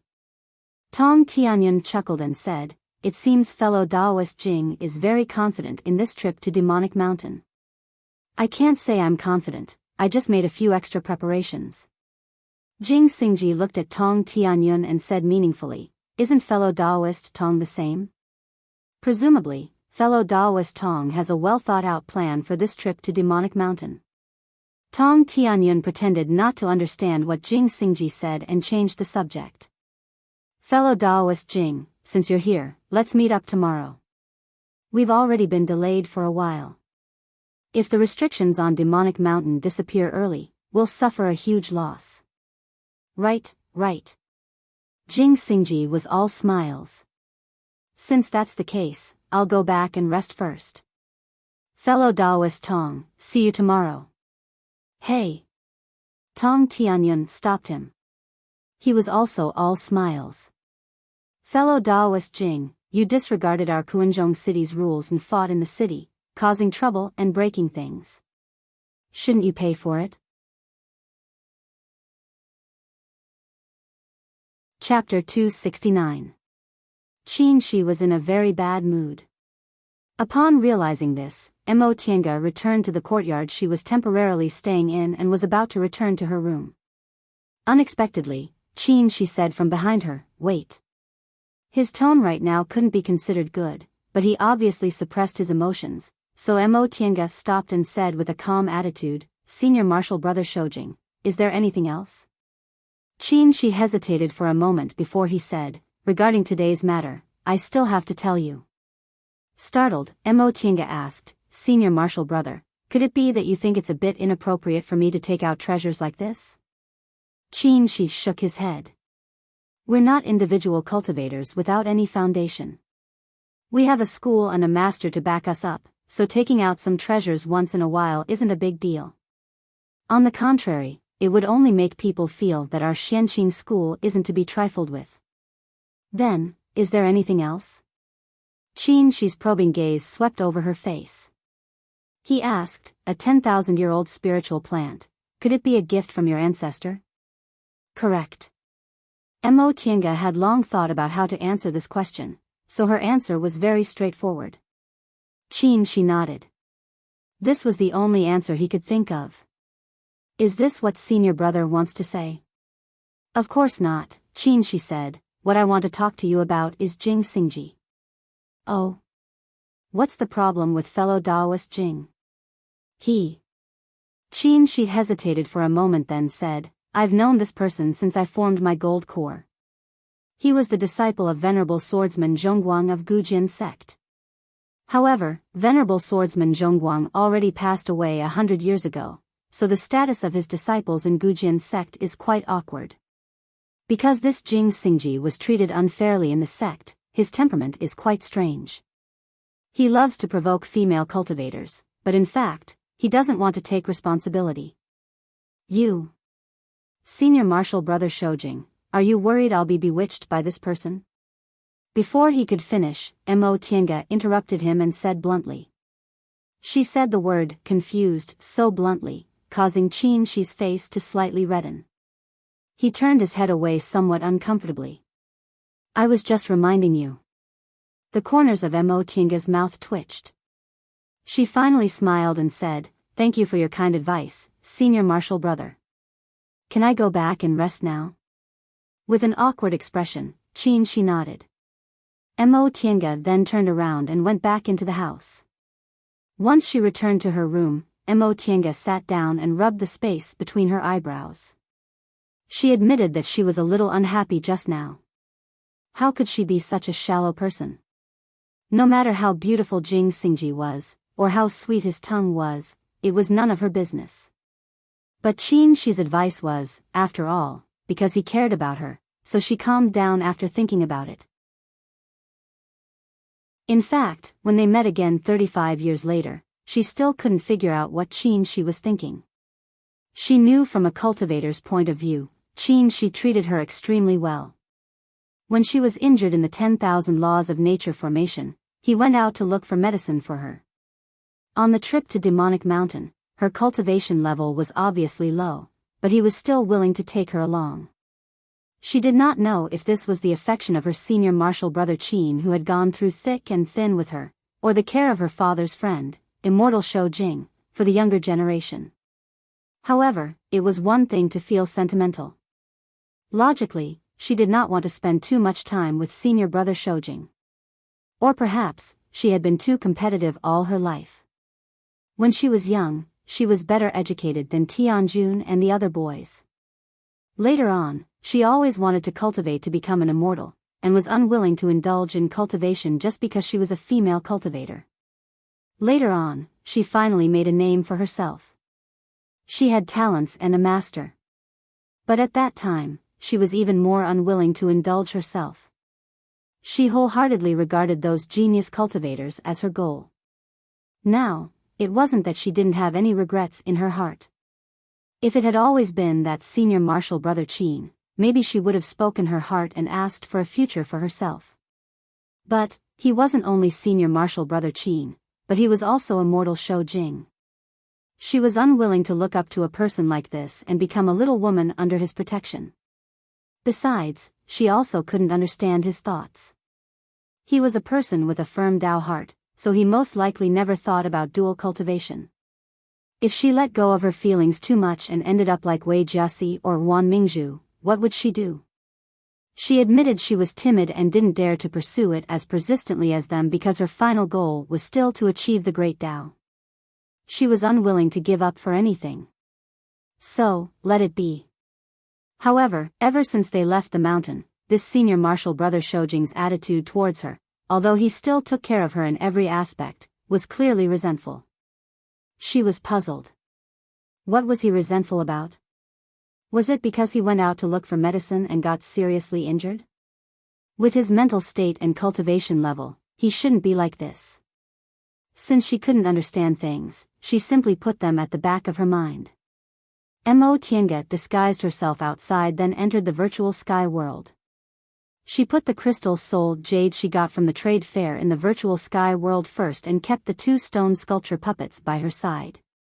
Although the cultivation levels of these 2 puppets were only in the late stage of the foundation building realm, they were very strong and might come in handy. Then there were the 2 spiritual beasts, Xiaohua and Feifei. These days, she had been raising them in the virtual sky world. The 2 spiritual beasts accompanied each other, sometimes fighting and sometimes playing. They had a very good relationship. Moreover, when she was in closed-door meditation to form her gold core, she also made them cultivate seriously. Xiaohua was now in the peak of the 4th rank and was about to break through to the 5th rank. Feifei was a bit behind and had just reached the 4th rank. Spiritual beasts' realm breakthroughs weren't as troublesome as human cultivators. They didn't need to cultivate their mental state and didn't need to go through inner demons, so it was much simpler. Mo Tiange herself didn't have much use for the spiritual plants in the virtual sky world, so she always let them eat them whenever they wanted. In this virtual sky world, Xiaohua and Feifei had endless spiritual plants and rich spiritual aura, so their cultivation speed was many times faster than other spiritual beasts. Feifei didn't have any offensive skills, so it couldn't advance to the 5th rank for a while. Ever since Mo Tiange discovered Xiaohua's fire spells were very powerful and could definitely become a fighting spiritual beast, she deliberately cultivated it. Not only did she let it eat the spiritual plants in the virtual sky world, but she also specially concocted constitution-enhancing pills for it to advance. Just as she was about to go to the other bamboo room she used as a spiritual beast room to see how the 2 spiritual beasts were doing, she saw Feifei running in from the outside, throwing itself at her and grabbing her hem. Mo Tiange bent down, picked Feifei up and patted its head. "What's wrong? Did you cultivate properly?" Feifei whimpered twice and tugged at her clothes, trying to pull her out. Mo Tiange was confused. "What's the matter?" Feifei shook its head as if it was nodding, but it kept looking in the direction of the spiritual beast room. Mo Tiange frowned and walked towards the spiritual beast room with Feifei in her arms. Xiaohua was in the middle of a realm breakthrough. Did something happen? Judging from the spiritual aura fluctuation, there was nothing unusual. When she arrived outside the spiritual beast room and pushed the door open, she saw Xiaohua nestled in the corner, curled up and cultivating. Its eyes were closed, and its body was covered in a fiery red spiritual aura, dyeing the whole room blood red.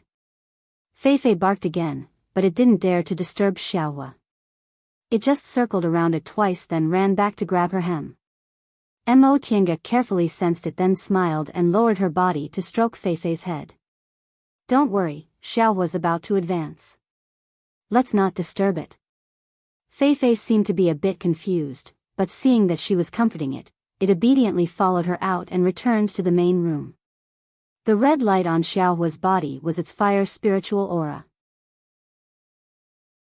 With such strong fire spiritual aura, it was obvious that it had successfully advanced and was now in the stage of stabilizing its realm. Mo Tiange was delighted. If Xiaohua could successfully advance to the 5th rank, with its unique sun real fire, it would definitely be able to help her. In that case, she would also have one more means to protect herself. In the next few days, Mo Tiange even refused to meet with her companions and focused on guarding the virtual sky world, waiting for Xiaohua to finish its advancement. The advancement of spiritual beasts was much easier than that of human cultivators. Xiaohua's advancement was already successful. As long as its spiritual aura was stable, it would be a 5th rank spiritual beast. 5 days later, before they left, Xiaohua finally finished its advancement and came out of the spiritual beast room. At that time, Qin Shi also told her it was time to leave for Demonic Mountain. Mo Tiange left Feifei in the virtual sky world and took Xiaohua out. She then packed up all her things and went to see Qin Shi. Qin Shi was in the hall. Although he was holding a teacup, he didn't move. His gaze fell on the void, and no one knew what he was thinking. His divine sense sensed her coming in, so he turned his head and his gaze fell on Xiaohua. A look of surprise flashed across his face. "Xiaohua, advanced?" Mo Tiange nodded. "I advanced not long ago." "Oh." Qin Shi looked at Xiaohua with a strange expression. During the more than 20 years she wasn't in Shanqing school, Xiaohua followed Yizhenji, and Yizhenji lived in his immortal's cave. In those more than 20 years, Xiaohua started to have medicinal pills concocted by her. Later, when those medicinal pills ran out, he wasn't stingy and never stopped giving medicinal pills to Xiaohua just like before. Kunwu cultivators never raised spiritual beasts so extravagantly. Even nascent soul cultivators rarely treated spiritual beasts this generously. Moreover, spiritual beasts worthy of such treatment were all rare breeds. If other people knew that the inferno beasts, which could be found everywhere in Kunwu, were raised like this, they would probably want to dig out all the medicinal pills Xiaohua ate. Xiaohua was also strange. Many low-level cultivators also raised inferno beasts, but none of them had mutated like Xiaohua. Now, what she found even more strange was that in the more than 20 years Xiaohua ate medicinal pills all the time, it only advanced from the 2nd rank to the 3rd rank. Now, in the same amount of time, Xiaohua unexpectedly advanced to the 5th rank. She also had spiritual beasts, but he rarely used them to fight. Nevertheless, he knew how difficult it was to raise spiritual beasts. He had a Chongming bird that he raised for more than 100 years, but it was only in the 5th rank now. Although he didn't raise it as much as Xiaohua, he still fed it with medicinal pills. Nevertheless, Xiaohua advanced to the 5th rank in such a short period of time. His intuition told him something was wrong. Suspicions arose in his heart, but when he thought about it carefully, he found even more doubts. Master said Tinga's pill concocting skills were very good.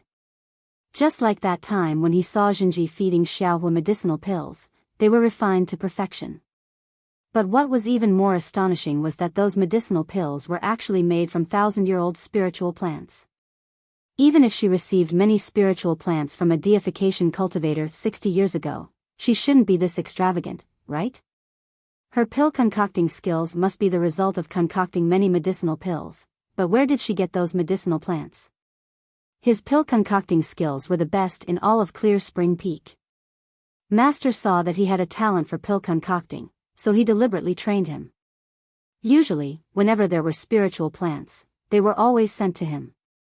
What about her? Where did she get so many spiritual plants to practice? Moreover, she seemed to rarely ask the steward's hall to collect spiritual plants, and Mo Tiange was scared by his gaze. She couldn't help but ask, Senior Marshal Brother Shoujing, aren't we leaving? Oh. She regained his train of thought and stood up. Then let's go. Watching him walk out of the small courtyard, Mo Tiange was full of questions. She put Xiaohua back into her spiritual beast bag and followed him out. Chapter 270. Several rays of light with astonishing momentum swept across Kuanzhong City, startling countless cultivators and making them raise their heads to look at them. This is the aura of a core formation cultivator, a cultivator muttered to himself as he looked at the colorful streaks of light converging in the sky. 1, 2, 3, 4. There were actually 7 core formation cultivators gathered together, causing the low-level cultivators to be both envious and shocked. In the restaurant, someone bared his teeth and spat on the ground. Baring his teeth, he looked at the flying sleeves and the dazzling lights in the sky and shouted, "Damn it! I wish I could be as awesome as you." The cultivators at the table next to him turned to look at him. He was just a strong man in the 4th layer of the aura refining realm. His clothes were ordinary and his cultivation level was even more ordinary. The cultivators at the table mocked him. You? Why don't you look at what kind of aptitude you have? Each and every one of these core formation seniors is a heavenly genius. When they were your age, they'd already reached the foundation establishment stage. The muscular man rolled his eyes.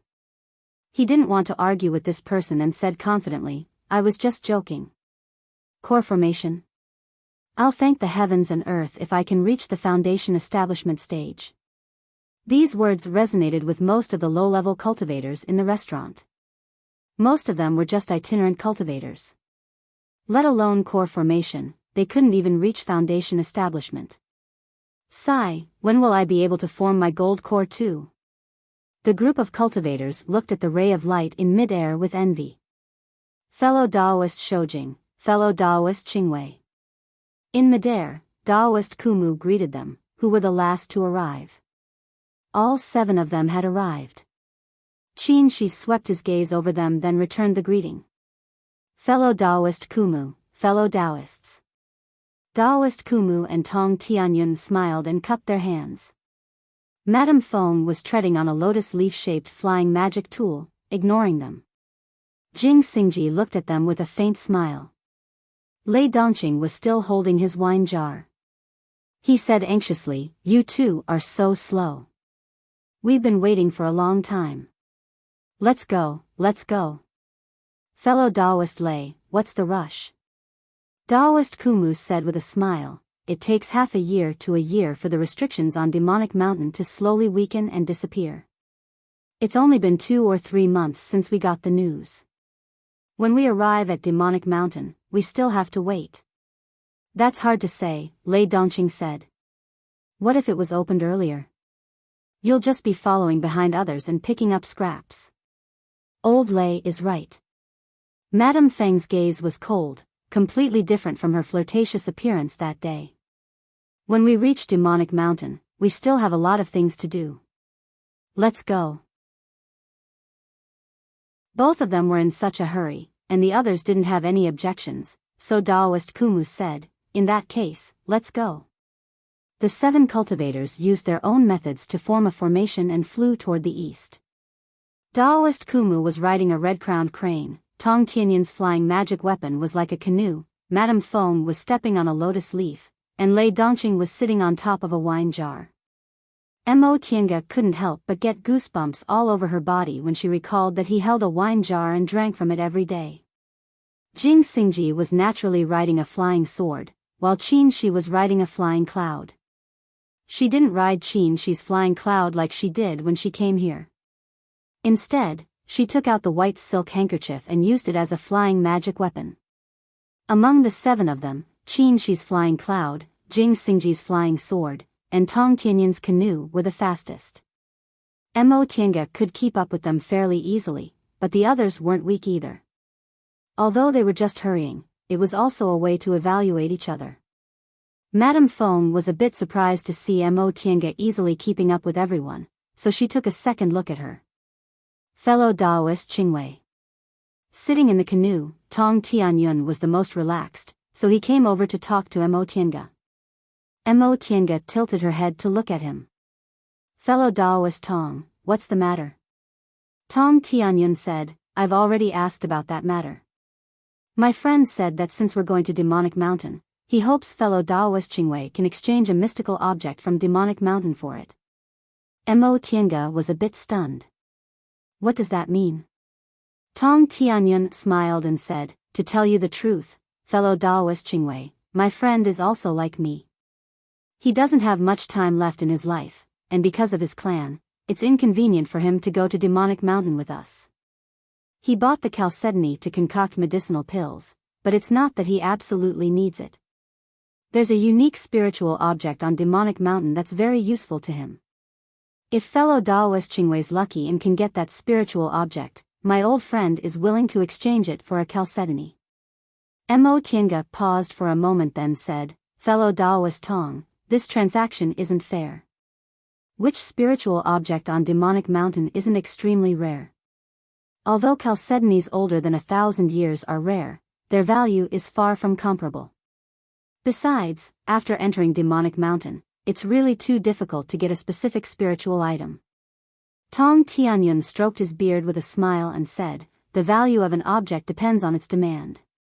If it's needed, it's worth it no matter how big the price is.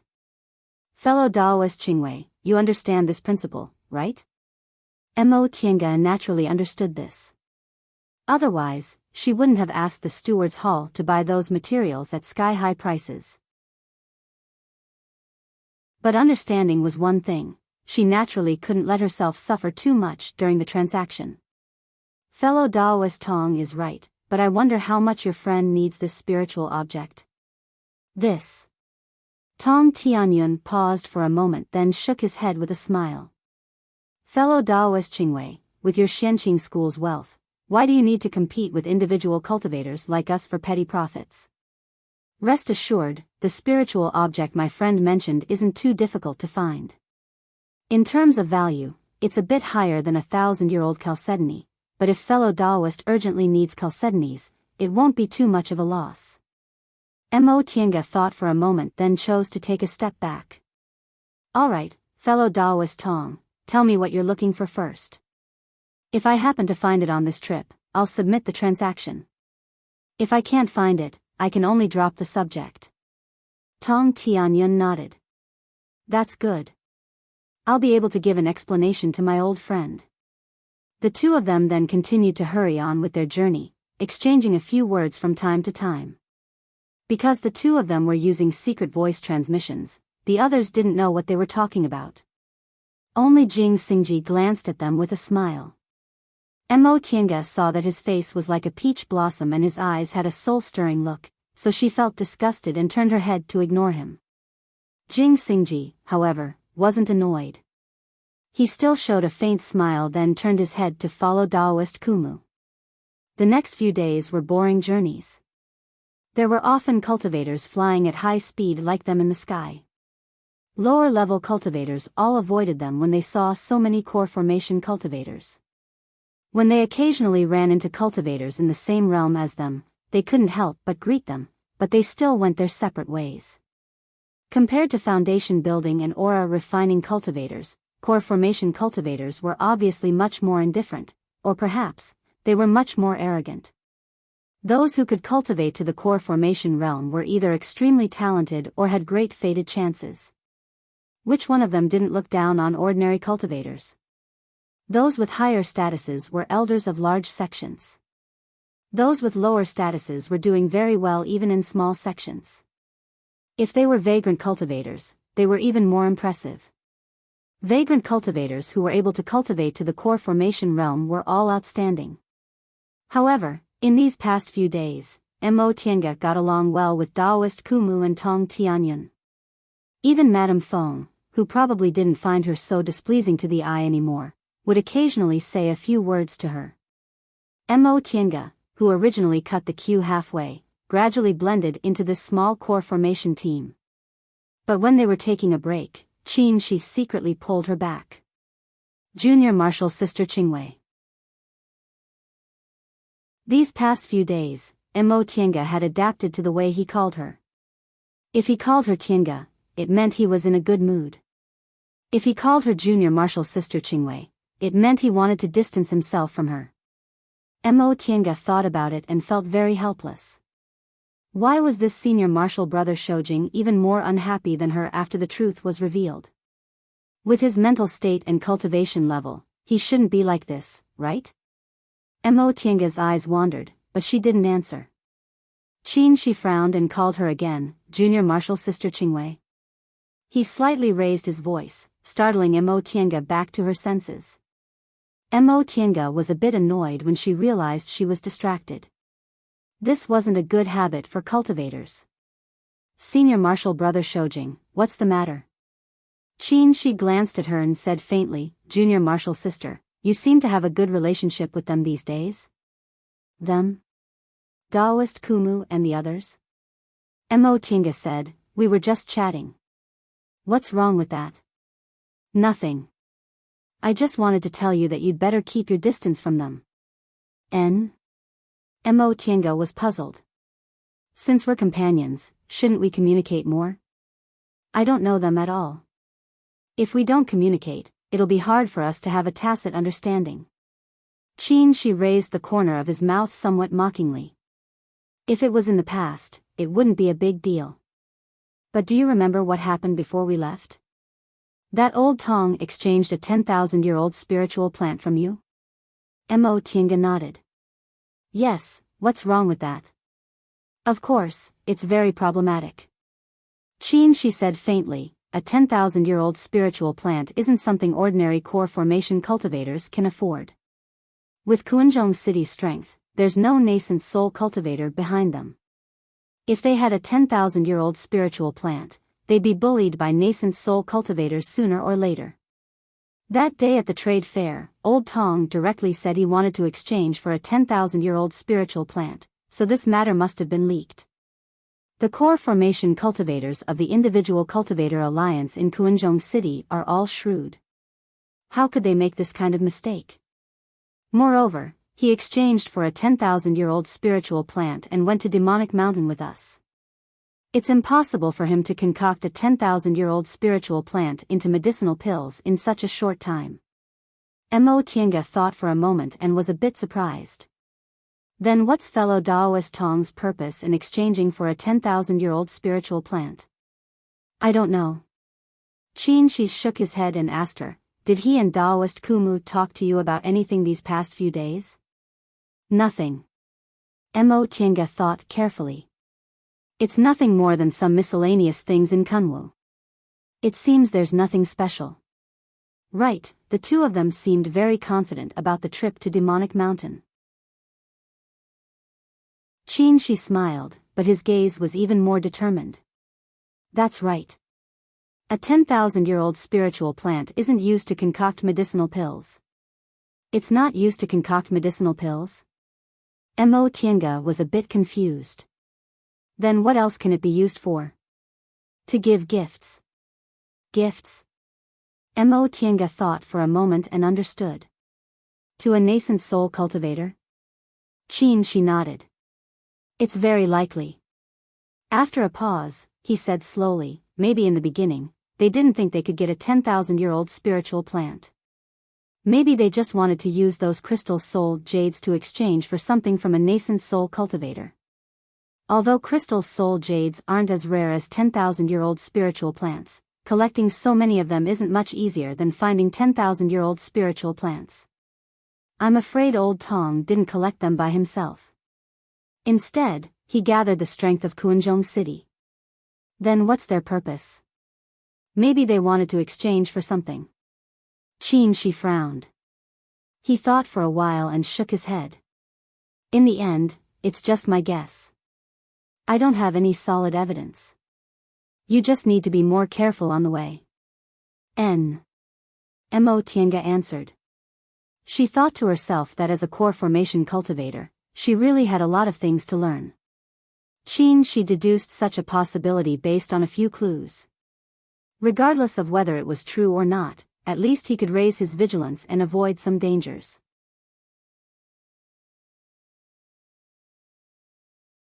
Chapter 271. Right. Mo Tiange thought for a moment then said, Tong Tianyun said his friend wanted me to exchange a spiritual object I might find on Demonic Mountain for a 1,000-year-old chalcedony. A spiritual object on Demonic Mountain? Unsurprisingly, a mocking expression also appeared on Qin Shi's face. Their plan is very clever. How dangerous is it to go to Demonic Mountain? It's merely a 1,000-year-old chalcedony, yet they want to obtain what they want through your hands? Mo Tiange said, they're not the only ones who have 1,000-year-old chalcedony. It's fine to wait. However, the most important thing right now is the trip to Demonic Mountain, so I won't bargain with them. If we can really get that spiritual object and come back safely, it won't be too late to discuss this matter. If we're unlucky. She didn't continue. Demonic Mountain was a dangerous place, not to mention the place where her father died. Even if Qin Shi went there once and was fully prepared this time, it still wasn't foolproof. Qin Shi frowned and said coldly, since I'm taking you there, I'll naturally bring you back safely. You don't need to worry. Mo Tiange was rendered speechless by his words. She didn't mean that, so why did he? Just as she thought about it, she heard Qin Shi say, what do they want? Mo Tiange collected her scattered thoughts and said, it's something called heavenly aromatic bean. Tong Tianyun said it's originally a kind of spiritual panacea. Its fruit looks like a bean, but after it ripens, it'll break away from its roots and leaves, becoming extremely hard like a stone. This kind of thing rarely appears in the world, but a lot of them were found on Demonic Mountain. Qin Shi frowned and didn't say anything for a long time. Judging from his expression, there seemed to be something wrong, so Mo Tiange asked, what's wrong? After a long while, Qin Shi finally said, I'm afraid old Tong's friend cultivates some kind of side path. Heavenly aromatic bean really isn't precious and has no use for ordinary cultivators. If we can find it, it won't be too bad to exchange it for a 1,000-year-old chalcedony. But the use of heavenly aromatic bean is. He hesitated for a long time but didn't say it, as if there was something difficult to say. Mo Tiange didn't understand, so she asked again, what use does it have? Qin Shi turned his head and said as calmly as he could, heavenly aromatic beans can be used to concoct a kind of medicinal pill. It has a miraculous effect on people performing dual cultivation. Mo Tiange thought about it and felt even more baffled. But there's nothing special about it, right? The Tao of alchemy was filled with all sorts of oddities. There were pill recipes for every situation. Cultivators who practiced dual cultivation would naturally have pills suitable for them. Faced with her doubtful gaze, Qin Shi looked even more distressed.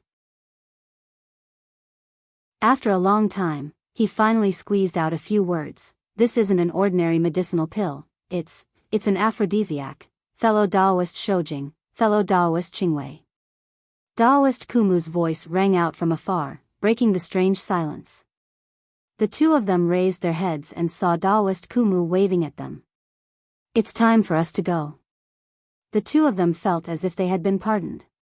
They each controlled their flying treasures and approached the group. Although she knew she should pretend nothing had happened, she still couldn't help but put some distance between them. After several days of getting along, Madame Feng treated Mo Tiange a bit more kindly. Seeing her like this, she felt a bit strange and asked, "What happened?" Mo Tiange was speechless for a moment, but when she saw Jing Xingji glancing at her with a faint smile on his face, she felt even more depressed. She could only answer gloomily, "It's nothing. I just heard my master has arrived at Mount Yuheng, so I'm a bit anxious." Madame Feng didn't doubt her words. She felt a bit envious and said, "Sister, with your talent and your current age, there seems to be no need for you to risk your life on Demonic Mountain, right? Why do you three have to go?" Mo Tiange was silent for a while then said, "I'm going to Demonic Mountain to settle an old matter." Old matter? Madame Feng was about to ask again, but she saw Mo Tiange turning her head away. She seemed to be full of worries, so she didn't say anything. Seeing that the two of them seemed to be much closer, Lei Dongqing shouted loudly, "Woman Feng, didn't you dislike this little girl? How come it's only been a few days, but you're already so good?" Seeing that it was him, Madame Feng snorted coldly and said, "No matter how much I dislike others, they're still better than you. Go to the side, you're annoying." Lei Dongqing touched his nose, but he only muttered, "Fierce woman." Mo Tiange couldn't help but purse her lips and smile. These two people were quite interesting. Madame Feng obviously wasn't old, she looked to be in her early 20s, and she was a bright and beautiful woman, but this Lei Dongqing called her Woman Feng. Although Lei Dongqing was a bald man and looked a bit ugly, he looked like he was in his 30s, but Madame Feng insisted on calling him Old Lei. However, as she thought about this, Mo Tiange also had some doubts. These two people seemed to be different from other people. Was there some kind of relationship between them? Just as she was about to send a secret message to Qin Shi, she remembered what happened just now and swallowed her words. If there was some kind of relationship between them, Qin Shi should have told her long ago. Since he didn't say anything, that meant there was no relationship, right? Mo Tiange shook her head, threw this matter to the back of her mind, and continued on their journey in silence. The flying speed of core formation cultivators was originally fast. After several days, they were already close to the boundary of Mount Yuheng. There were more and more cultivators flying in the sky. Among them, there were many high-level cultivators, and occasionally, there were even nascent soul cultivators passing by. This time, the weakening of Demonic Mountain's restrictions could be said to have shocked most of the cultivators in the Celestial Pole. Cultivators who were stuck in bottlenecks and lacked fated chances rushed over one after another. Even those who cultivated smoothly were also hesitant. After all, the path to immortality was difficult. If they could obtain some fated chances, it might be better than cultivating painstakingly for several hundred years. Even aura refining and foundation building cultivators were restless. They naturally didn't dare to go deep into Demonic Mountain, but they might also find some treasures in the periphery of Demonic Mountain. If they were lucky, they might be able to benefit from it for the rest of their lives, and they might even become high-level cultivators in one go. Tiandao sect was known as the #1 sect in the Celestial Pole, so there were originally many cultivators gathered around it. At this time, it was even more bustling. However, as core formation cultivators, Mo Tianga's group didn't need to wander around Mount Yuheng like ordinary cultivators. They had to look for their own lodgings because Tiandao's sect would receive them. Mount Yuheng was closely connected to Demonic Mountain, so if they wanted to go to Demonic Mountain, they had to pass through Mount Yuheng. The entire Mount Yuheng belonged to Tiandao's sect, so if they wanted to go to Demonic Mountain, they had to pass through Tiandao's sect. Demonic Mountain had enormous wealth, but it also had dangers in the world. Tiandao's sect naturally didn't dare to monopolize it, but taking advantage of the opportunity to make money was inevitable. Every cultivator who entered had to pay a fee to borrow the path. This fee wasn't too much, and it wasn't even worth mentioning for core formation cultivators. However, they had a lot of people, so every time Demonic Mountain opened, Tiandao's sect would make a huge windfall. In addition, there were also many people peddling maps and notes about Demonic Mountain in the small town at the foot of Mount Yuheng. The prices were very high, but there was an endless stream of people buying them. Mo Tianga originally thought it was interesting and wanted to buy one to take a look, but Qin Shi stopped her. He said, "These things are useless. Most of them are incomplete and only have things on the periphery. The place we're going to is much deeper, so these things aren't involved at all." Mo Tianga thought he was right, so she gave up. With the things Lord Daoist Jinghe brought, why would they still need to buy from these peddlers? Some of these peddlers were even mortals, so it was obvious they wouldn't have anything too good. Under Daoist Kumu's lead, the 7 of them went up Mount Yuheng. Fellow Daoist Kumu, fellow Daoist Tong, fellow Daoist Shoujing. As soon as they arrived at Tiandao's sect's gate, a core formation cultivator greeted them with a smile. "Fellow Daoists, you've arrived really early." Mo Tianga looked at him. This was a Tiandao sect cultivator about 30 years old, and his cultivation level was in the middle stage of the core formation realm. Judging from the way he greeted Daoist Kumu and the others, they seemed to be familiar with each other. Everyone returned the greeting. Lei Dongqing was the only one who looked very gloomy since they arrived at Mount Yuheng. Mo Tianga recalled Qin Shi once said Lei Dongqing was originally a cultivator from Tiandao sect. It was only because he offended someone that he was pushed out of the sect. Judging from his expression now, he indeed harbored great resentment towards Tiandao's sect. Besides, since he was a Tiandao sect cultivator and had a core formation cultivation level, he must be an elder. How could he not have an immortal's cave on Mount Yuheng? In this situation, this cultivator treated her like an ordinary cultivator, but he didn't mention it, as if he had nothing to do with Tiandao's sect. "Oh, this is..." The cultivator looked at Mo Tianga and asked in surprise. "Qin," she said, "fellow Daoist Ji, this is my junior martial sister. Her Daoist name is Qingwei." "Oh, so this is the famous master Daoist Qingwei. It's an honor to meet you." The core formation cultivator named Ji Feng greeted her with a smile. His tone was full of amazement. "Fellow Daoist Ji, you're too polite." Mo Tianga returned the greeting. Ji Feng didn't seem to be polite. His tone was very enthusiastic. "Fellow Daoist Qingwei's name has spread throughout Kunwu, but I'm not being polite. Xianqing School has produced genius cultivators again and again. It really makes us envious." Mo Tianga smiled, but she just cupped her hands and didn't say much. Seeing that she didn't like to talk much, Ji Feng didn't say much. He said with a smile, "Fellow Taoists came from afar, so you must be tired. Please take a rest first." Although the 7 of them weren't physically tired, they also felt mentally tired after traveling in silence for several days, so none of them objected. Ji Feng handed them over to the 2 aura refining cultivators who were in charge of receiving guests. The 2 aura refining cultivators then led them into the mountain gate. The group of people didn't walk far before they arrived at a huge courtyard. Mo Tianga scanned the courtyard with her divine sense. There were indeed a lot of core formation cultivators in the courtyard. She estimated there were at least 30 to 40 of them. There were about 2 or 3 months left before Demonic Mountain opened, and it was unknown how many people would come later. Once they entered the courtyard, another cultivator immediately came to greet them. "Seniors, you've come from afar. Welcome, welcome." Then he very attentively led them to their respective residences. This courtyard was very large, and each small courtyard had several rooms. 2 small courtyards for the 7 of them were enough. After Imo settled down in her room, that cultivator didn't retreat. He just stood at the door and watched. For a moment, Imo didn't understand what they were doing. It was only when she heard other cultivators thanking her for the reward from the room to her left that she understood. She then took out a small bag of spirit stones and threw it over. That cultivator was only in the aura refining realm. When he touched the bag of spirit stones, he felt there were at least 100 spirit stones inside. He was so happy that he repeatedly thanked her. "Thank you, Senior, for your reward."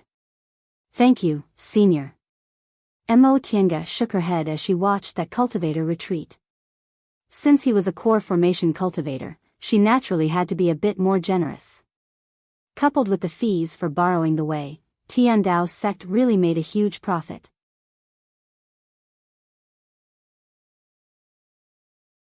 Chapter 272. In fact, Imo missed out on one benefit. After they settled down, she once again sent her a summoning talisman, telling her to go to the market square at the foot of the mountain. The 2 of them lived in the same courtyard and were in adjacent rooms, yet they insisted on using summoning talismans to send messages. This made Imo rather speechless. Even if he didn't knock on the door, he could just use a private message. When she arrived at the market square and saw the bustling crowd and the cultivators going in and out of the shops, Imo finally remembered that when it came to profits, this was the real deal. With so many cultivators, Tiandao's sect's shop would be able to do a lot of business in the near future. Even the other small shops would benefit from it. Both of them were core formation cultivators. Although high-grade cultivators from the Heavenly Dao sect had been coming and going recently, walking on the street like this still attracted a lot of attention. The low-level cultivators only looked at them from afar with envy and jealousy in their eyes. "Senior brother Shoujing, where are we going?" Although Imo had slowly gotten used to this scene, she wasn't a genius who had been the center of everyone's attention since the beginning. She was happy and content in this kind of situation, but she felt very uncomfortable. "She said, deal." Imo was stunned. "What does Senior Marshal brother want to buy?" She didn't answer. With his hands clasped behind his back, he continued to walk forward. Imo was already used to his temperament of not answering if he didn't want to, so she didn't say anything and just followed him silently. After a while, the 2 of them entered a shop. Imo raised her head to take a look. What a coincidence. This shop was the 100 Herbs Hall, the shop she came to buy a concocting furnace and materials the first time she came to Tiandao's sect. More than 60 years had passed since then, and the old aura refining man who sold her the concocting furnace had probably passed away a long time ago. Thinking back to that time, things really remained the same, but people had changed. At that time, second uncle hadn't died, and she was still just a little aura refining cultivator. No one on Mount Yuheng cared about her at all. Right now, she was already a core formation cultivator. Everyone treated her with respect, but second uncle would never come back.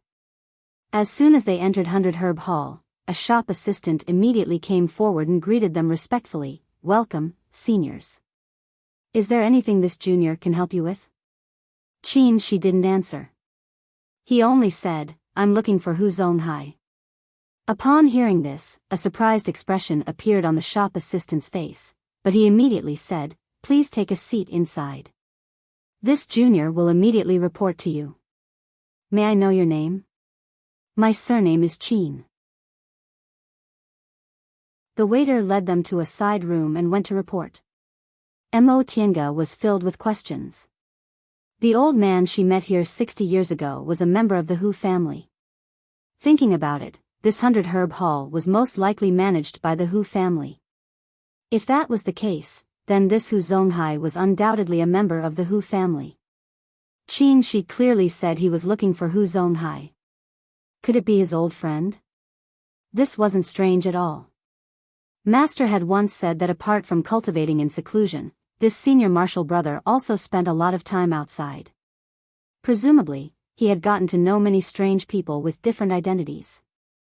Not long after, the door to the room was pushed open, and a middle-aged man dressed in luxurious clothes walked in. As soon as he entered, he saw Qin Shi and very enthusiastically greeted him. He laughed and said loudly, "Brother Qin, it's really you. I haven't seen you in years. How are you?" What astonished Mo Tiange was that this person was only in the foundation building realm. Upon seeing this person, Qin Shi stood up to return the greeting. Compared to this person's warm attitude, he was much calmer, but he didn't seem rude. "Thank you for your concern, Brother Hu. How have you been?" The two of them clearly had different levels of cultivation, but they were peers. After exchanging a few pleasantries, the man's gaze fell on Mo Tiange. "This is," Qin Shi said, "this is my junior martial sister. Her Daoist name is Qingwei." "Oh, so it's Master Daoist Qingwei." The man suddenly realized and very politely saluted. "I'm Hu Zonghai." "Greetings, Master Daoist Qingwei." Hu Zonghai was only a foundation building cultivator. Under normal circumstances, core formation cultivators didn't need to return the greeting. However, Qin Shi was her senior martial brother after all, and they treated each other as peers, so Mo Tiange couldn't put on airs. She stood up and raised her hand. "Greetings, fellow Daoist Hu." I don't dare," Hu Zonghai said repeatedly. "Master Daoist Qingwei, please sit, please sit." After the greeting, Hu Zonghai very enthusiastically asked someone to serve them tea again and invited them to Hu clan as guests. Qin Shi declined, and Hu Zonghai didn't insist, so the two of them began to chat. In the end, the gap between their cultivation levels was too big. Although Hu Zonghai spoke to Qin Shi as peers, his words were very polite. The topics they talked about were also ordinary, nothing more than some ordinary things, news about the weakening of restrictions on Demonic Mountain this time, and some cultivation problems. Mo Tiange just listened in silence. From their conversation, she roughly understood their relationship. When she met Hu Zonghai, Qin Shi was only a foundation building cultivator. They went through trials and tribulations together, so they were now friends of the same generation. Qin Shi was almost 200 years old now. For core formation cultivators, he was very young, but for foundation building cultivators, he was middle-aged. In a few decades, he would enter old age. Hu Zonghai was actually the same age as him, but because of the gap in their cultivation levels, he looked much older than him. The two of them talked for a while. Hu Zonghai asked, "Brother Qin, you came to Tiandao's sect by asking someone to pass a message.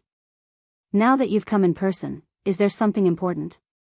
The two of them seemed to have a good relationship, but they weren't close friends.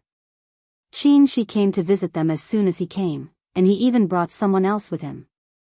Obviously, he had another purpose. Qin Shi smiled and said bluntly, "Brother Hu is right. I came to visit you today because I need your help." "Oh." Hu Zonghai's expression was sincere. He smiled and said, "Based on our many years of friendship, Brother Qin, if you have something to say, just say it.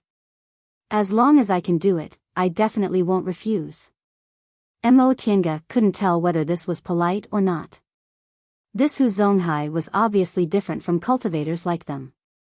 His words were forthright, but he was also slippery and experienced. He must be someone who was very good at dealing with people. Qin Shi only had a slight smile on his face. He said, "It's not a big deal. I just want to ask Brother Hu about two spiritual objects." Mo Tiange's heart skipped a beat.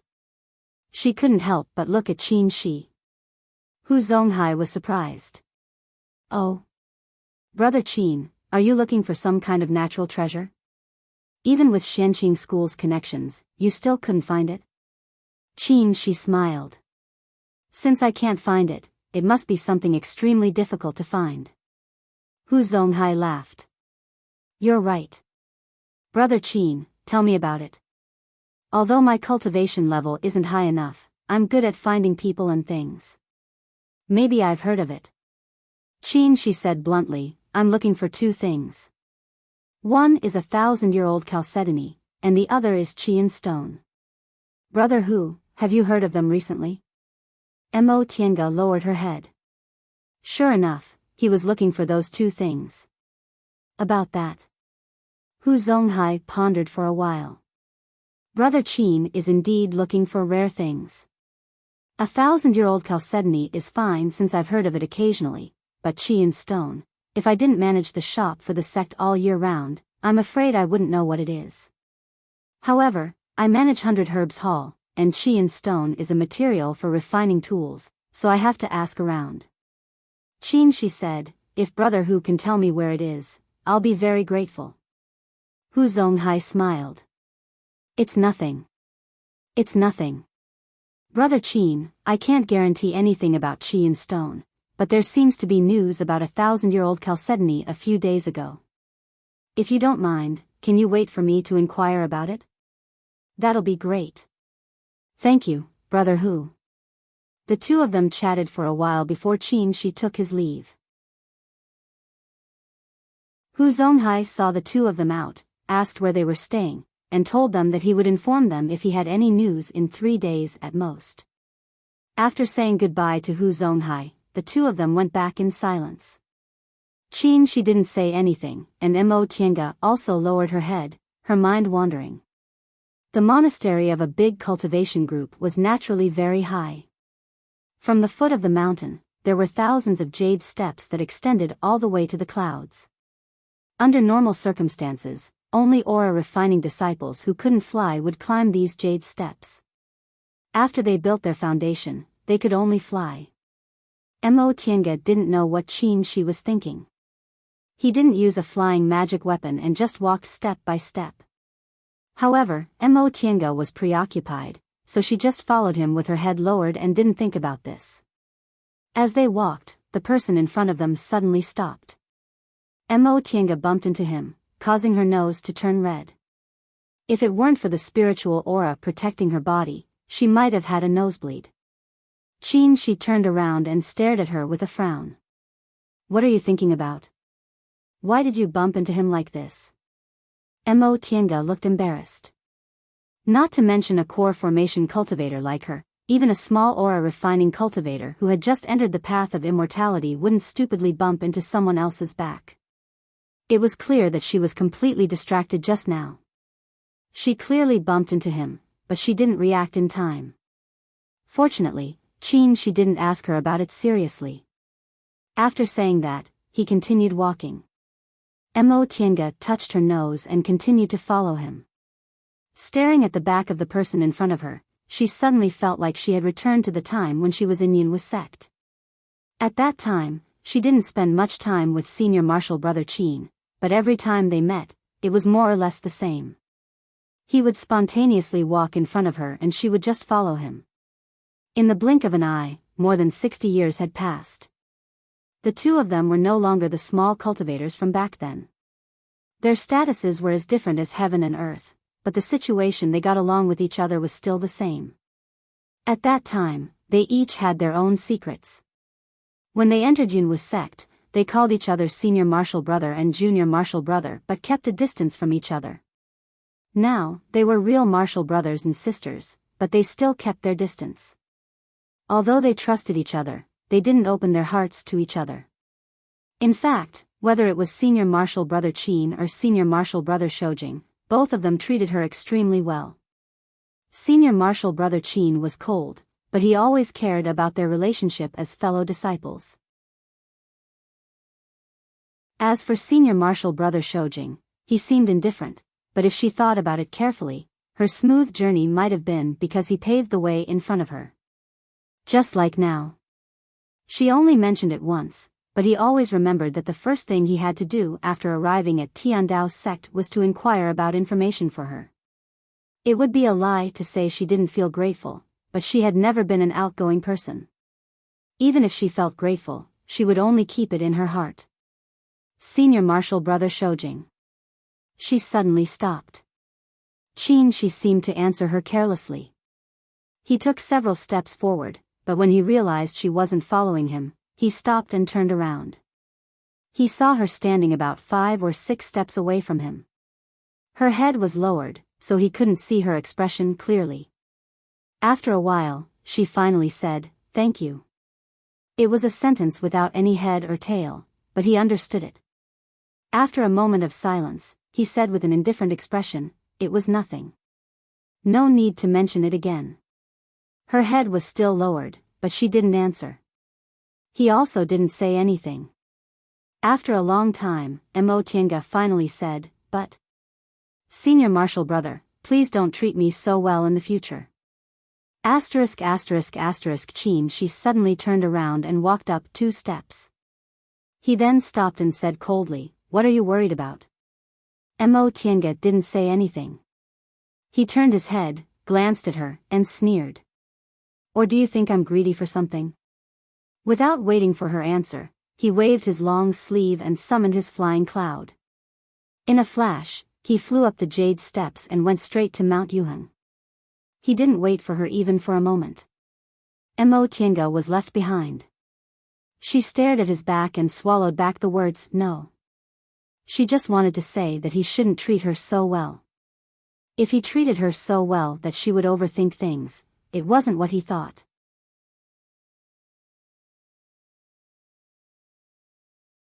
Chapter 273.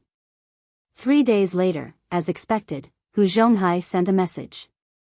But at that time, Mo Tiange was cultivating, so he left after seeing Qin Shi. After Hu Zhonghai left, Qin Shi sent her a summoning talisman saying there was no hope on this side. The last time the Qian stone appeared on Mount Yuheng was several hundred years ago. Its whereabouts were unknown, so it had probably been used long ago.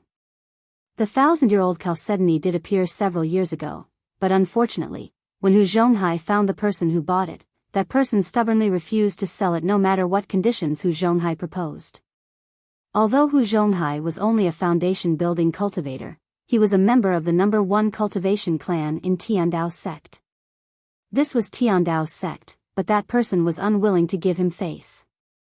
Even if Qin Shi went there himself, he probably wouldn't have a chance. Mo Tiange was a bit disappointed when she heard this, but she soon cheered up. Even if she couldn't get it here, there was still hope in Kuanzhong City. Since this heavenly aromatic bean wasn't rare, even if she couldn't get it, someone else would. When she left Demonic Mountain, she could exchange or buy it with that person.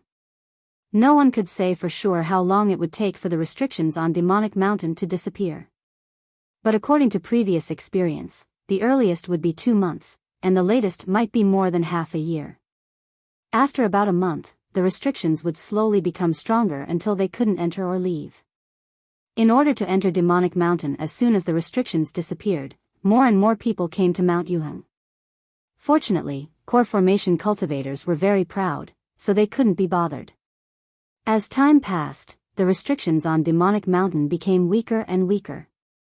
These core formation cultivators finally couldn't sit still anymore.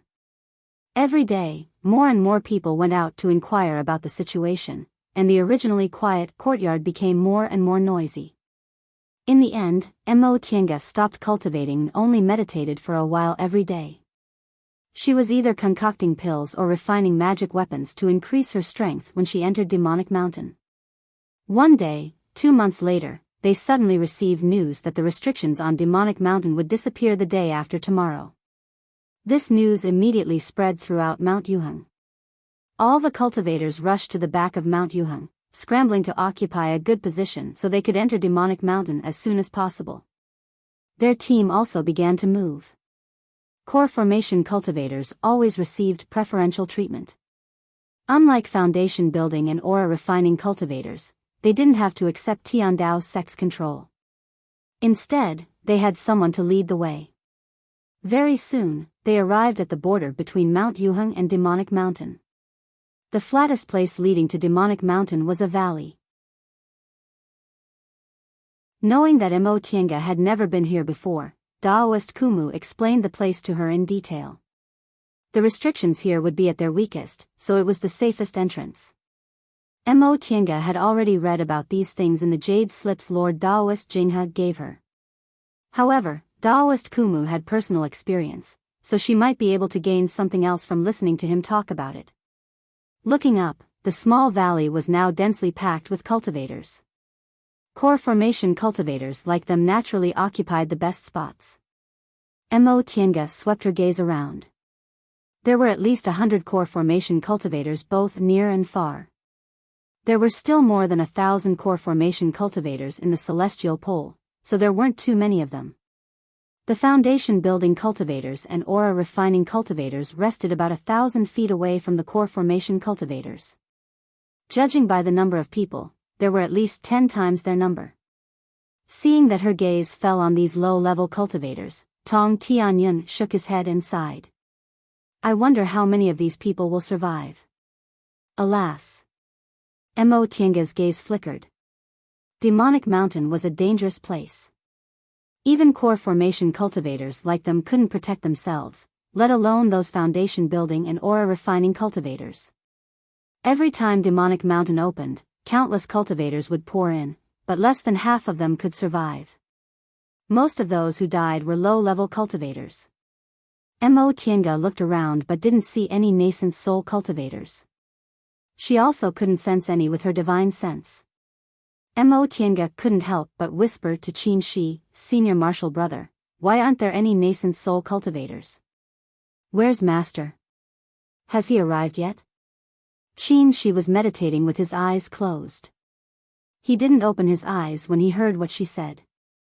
After a while, he also whispered to her, Master arrived a long time ago. We don't care about nascent soul cultivators. We just need to wait patiently. Mo Tiange thought he was right. Master was usually unreliable, but he was never careless when it came to proper business. Presumably, he was waiting somewhere else. Time passed bit by bit. In the beginning, with so many people gathered, they could still hear the continuous chatter. In the end, everyone could feel the restriction weakening. Their gazes were fixed on the other side of the valley where it connected to Demonic Mountain, but the valley with thousands of people was completely silent. The golden crow and the jade rabbit rose and fell again. A day passed. On the afternoon of the second day, they finally saw the light curtain-like restriction on the other side of the valley slowly dim until it disappeared. Once again, a buzzing sound rang out in the valley. Then the crowd began to flock together. It was extremely chaotic.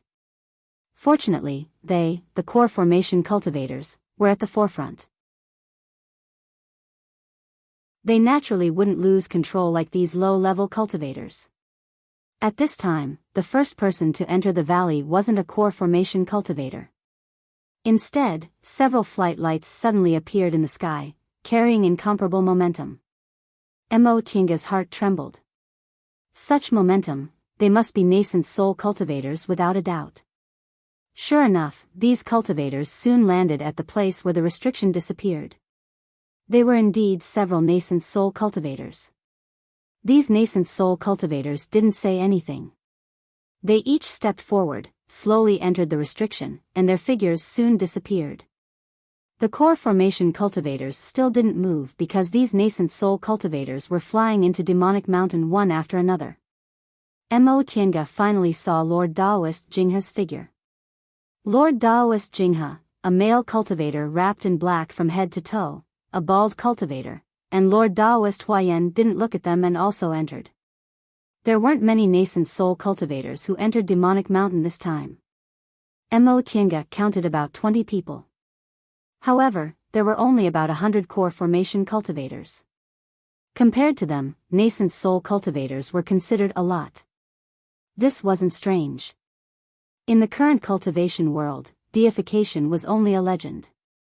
None of the great late-stage nascent soul cultivators in the celestial pole had ever seen a deification cultivator. Most of these nascent soul cultivators were stuck in the early stage and couldn't make any progress. Except for those who had a long lifespan and were unwilling to give up, most of them had given up on advancing to the next realm. Because of this, as soon as Demonic Mountain appeared, those nascent soul cultivators who didn't have much lifespan left or were trapped in a realm with no hope of advancing didn't want to give up this opportunity. In any case, the possibility of them advancing to the next realm was very small, and they'd cultivated to the peak of the current cultivation world, so why wouldn't they take the risk?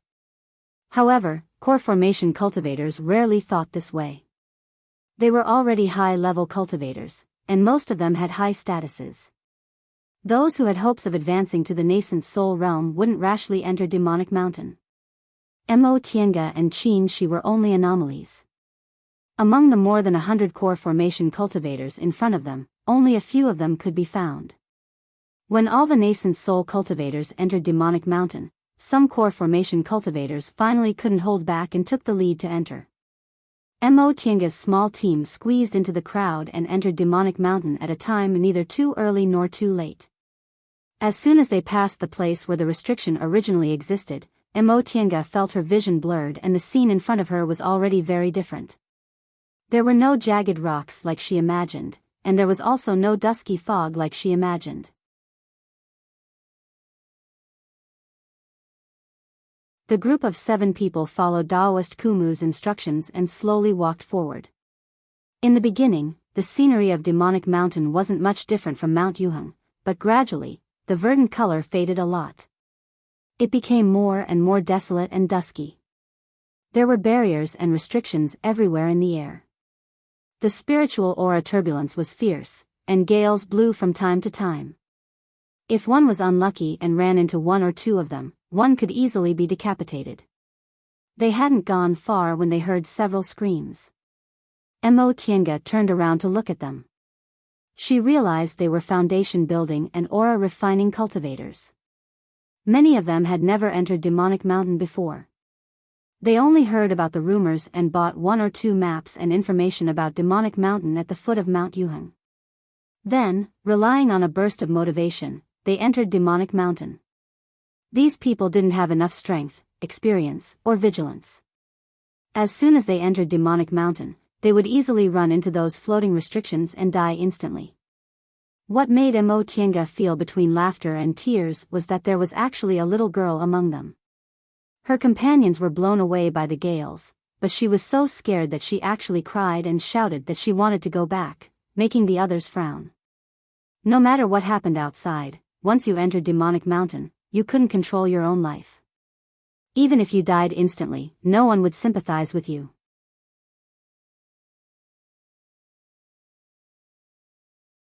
Chapter 274. There was no sun in the sky, there was only a hazy white light. Daoist Kumu said that on Demonic Mountain, spiritual aura and devil aura covered the sky, so sunlight couldn't shine in. This light was actually the light formed by the intertwining of spiritual aura and devil aura. Therefore, there was no day or night on Demonic Mountain. It was always like this, and time couldn't be distinguished. In the air, the gales became fiercer, and the remaining restrictions became stronger. There were many corpses on the ground. Most of their clothes were torn, but some were still intact. Upon closer inspection, the intact clothes were all spirit tools or magic tools. These corpses had no flesh and only dry bones were left. The color of the bones was very white and even a little transparent, so they hadn't been dead for a long time. Maybe they were the cultivators who died here the last time Demonic Mountain opened. They didn't have Qiankuan bags with them. Things like Qiankuan bags wouldn't rot even after thousands of years, so they must have been taken away by others. Daoist Kumu stopped, looked around, and asked Tong Tianyun, "Was this the place we came last time?" Mo Tiange looked around. There were rocks everywhere, and some weeds grew in the middle. She really couldn't see any difference from the scene just now. Tong Tianyun was probably the same. After looking for a while, he said, "I can't tell." Everyone took out their maps and looked for the location according to the map. Daoist Kumu said that gales would blow from time to time on Demonic Mountain, so leaving a mark was useless. They could only slowly find the location based on memory. Mo Tiange looked around. Qin Shi's expression was very gloomy, and he was frowning while looking into the distance. She felt a little uncertain. Although Qin Shi might not answer, she still asked in a low voice, "Senior Marshal Brother Shoujing, what's wrong?" Qin Shi didn't answer for a long time. After a long time, he looked away from the distance and said faintly, "This time, I'm afraid the restrictions on Demonic Mountain are unstable." Mo Tiange was stunned and looked at the place he was looking at. Qin Shi continued to say, "Look at the sky. If the spiritual aura and devil aura reached a balance, there wouldn't be lightning all the time." She looked into the distance. At the end of her line of sight, there was an extremely bright white light that flashed from time to time, looking like lightning. They didn't use secret messages, so the others all heard them. Kumu and Tong Tianyun also raised their heads and looked over, their faces turning more and more serious. After watching for a while, Daoist Kumu exhaled and said, "Fellow Daoist Shoujing is right. Last time, we were already in a very dangerous situation. This time, it doesn't look like it's going to be easy. If a big restriction is unstable and collapses, we may all be buried inside." He spoke so seriously that no one else had a smile on their faces. Even Jing Xingji put away his frivolity and said, "Can it be more dangerous than last time?" Tong Tianyun smiled. "We managed to retreat in time last time, but what about this time? It's very difficult for us to encounter the disappearance of Demonic Mountain's restrictions again. Presumably, you won't give up this opportunity, right?" Jing Xingji didn't speak. His face was gloomy as he raised his head to look at the lightning on the distant horizon. Then, his gaze circled around them. His first glance was obviously to assess their strength, so the first person he eliminated was Mo Tiange. Then, his gaze lightly swept over Madame Feng and Lei Dongqing before finally stopping on Qin Shi, Daoist Kumu, and Tong Tianyun.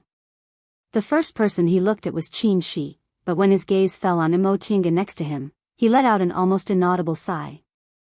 Then, he looked at the two Taoists, but in the end, he shook his head as if he had given up. Jing Xingji withdrew his gaze and shifted his line of sight to Mo Tiange, who was staring at him intently. At first, a hint of surprise flashed across his face, but soon, he smiled and winked at her with his peach blossom eyes. Mo Tiange ignored his flirtatious gesture and withdrew her gaze. Their group of 7 was very interesting. Jing Xingji's slight gesture just now was obviously to look for collaborators, but unfortunately, he got nothing in the end. Mo Tiange wasn't strong enough, and Madame Feng and Lei Dongqing might not be suitable because of their incompatible personalities. As for Qin Shi bringing Mo Tiange, he also eliminated them. But she was very surprised that Jing Xingji eliminated Daoist Kumu and Tong Tianyun. Taking everything into account, Daoist Kumu and Tong Tianyun had both strength and experience, so they should be the most suitable candidates. Why did Jing Xingji end up like that? Although her experience in dealing with matters couldn't compare to Daoist Kumu and the others, Mo Tiange had been speculating about people's minds since she was a child, and she had also seen a lot of people.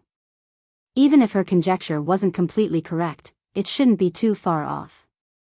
Besides, although Jing Xingji was a bit scheming, he wasn't to the point where he couldn't see through anything.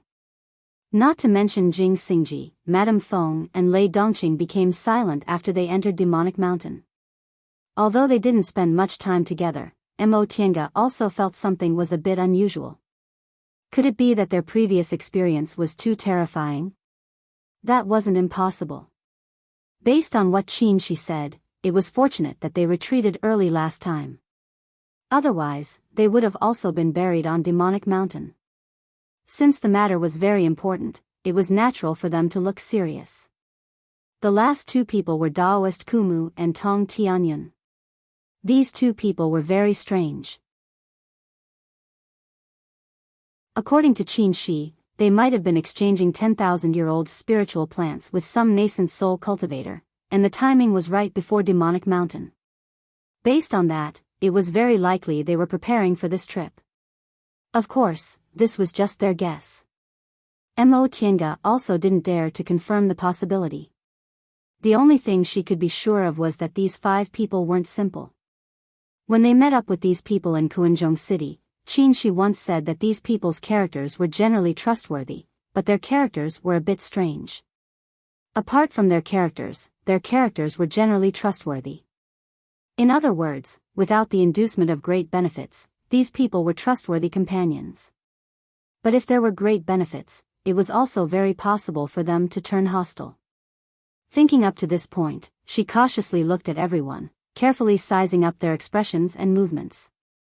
During this period of time, they had already discussed their next move. No matter where they were going in the end, they had to go to the mountainside of Demonic Mountain in the end. Core formation and nascent soul cultivators had to go above the mountainside to look for treasures. They had already discussed the route and so on. Now that it was settled, the 7 people set off again.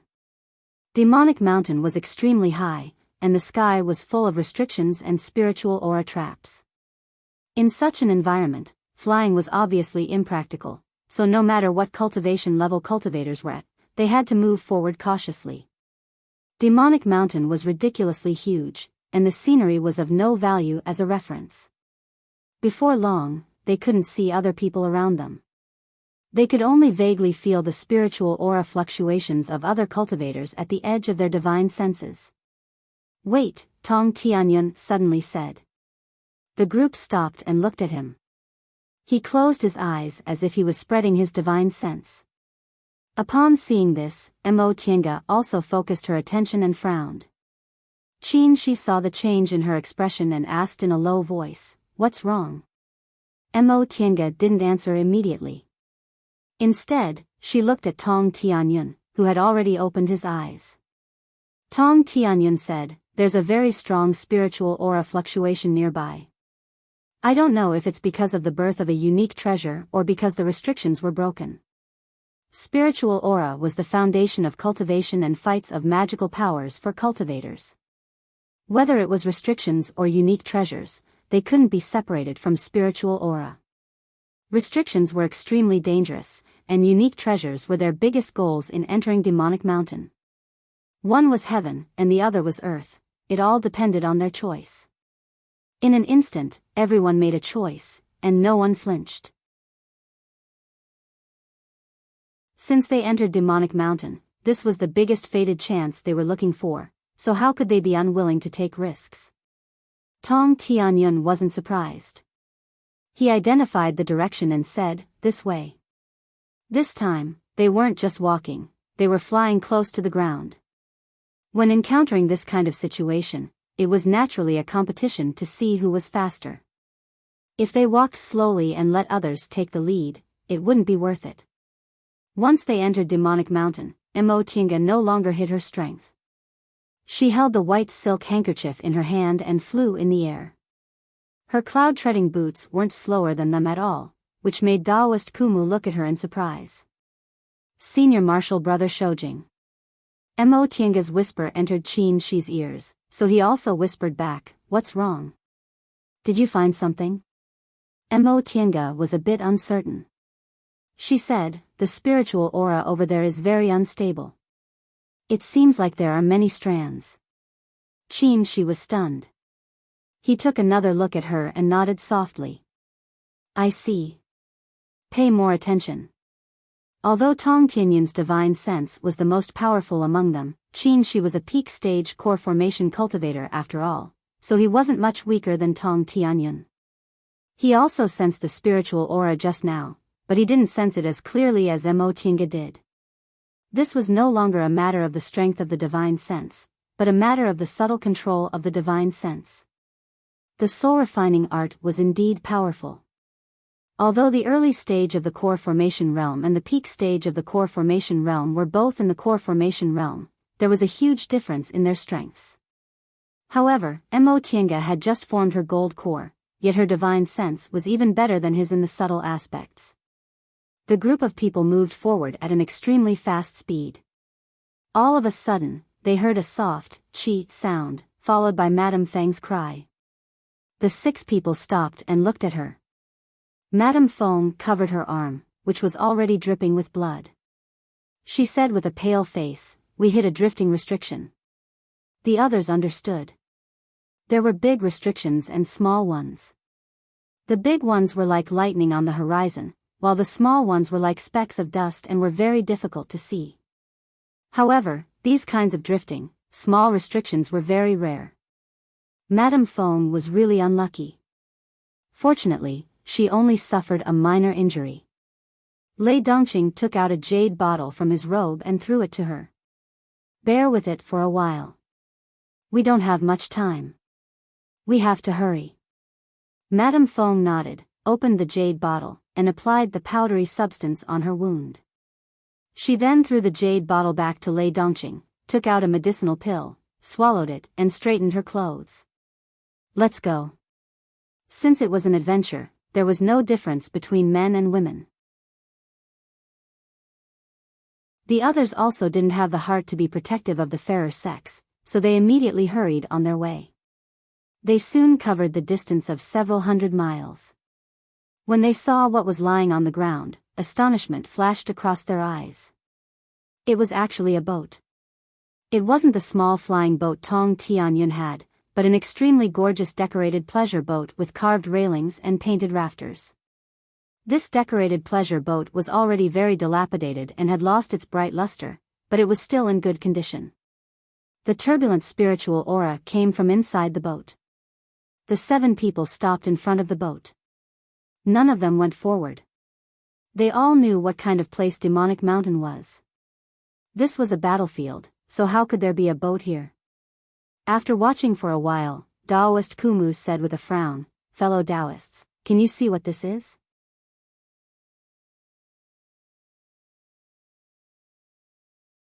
Chapter 275. This is a ship. Lei Dongqing blurted out a silly sentence. Madame Fong rolled her eyes at him and said, "Do I need you to tell me that?" Lei Dongqing probably also felt stupid, so he touched his bald head and didn't refute. Qin Shi stared at it for a while and suddenly said, "This is a magic weapon?" She took a closer look. This gaily painted pleasure boat was made of special materials and was full of spiritual aura. Wasn't it a magic weapon?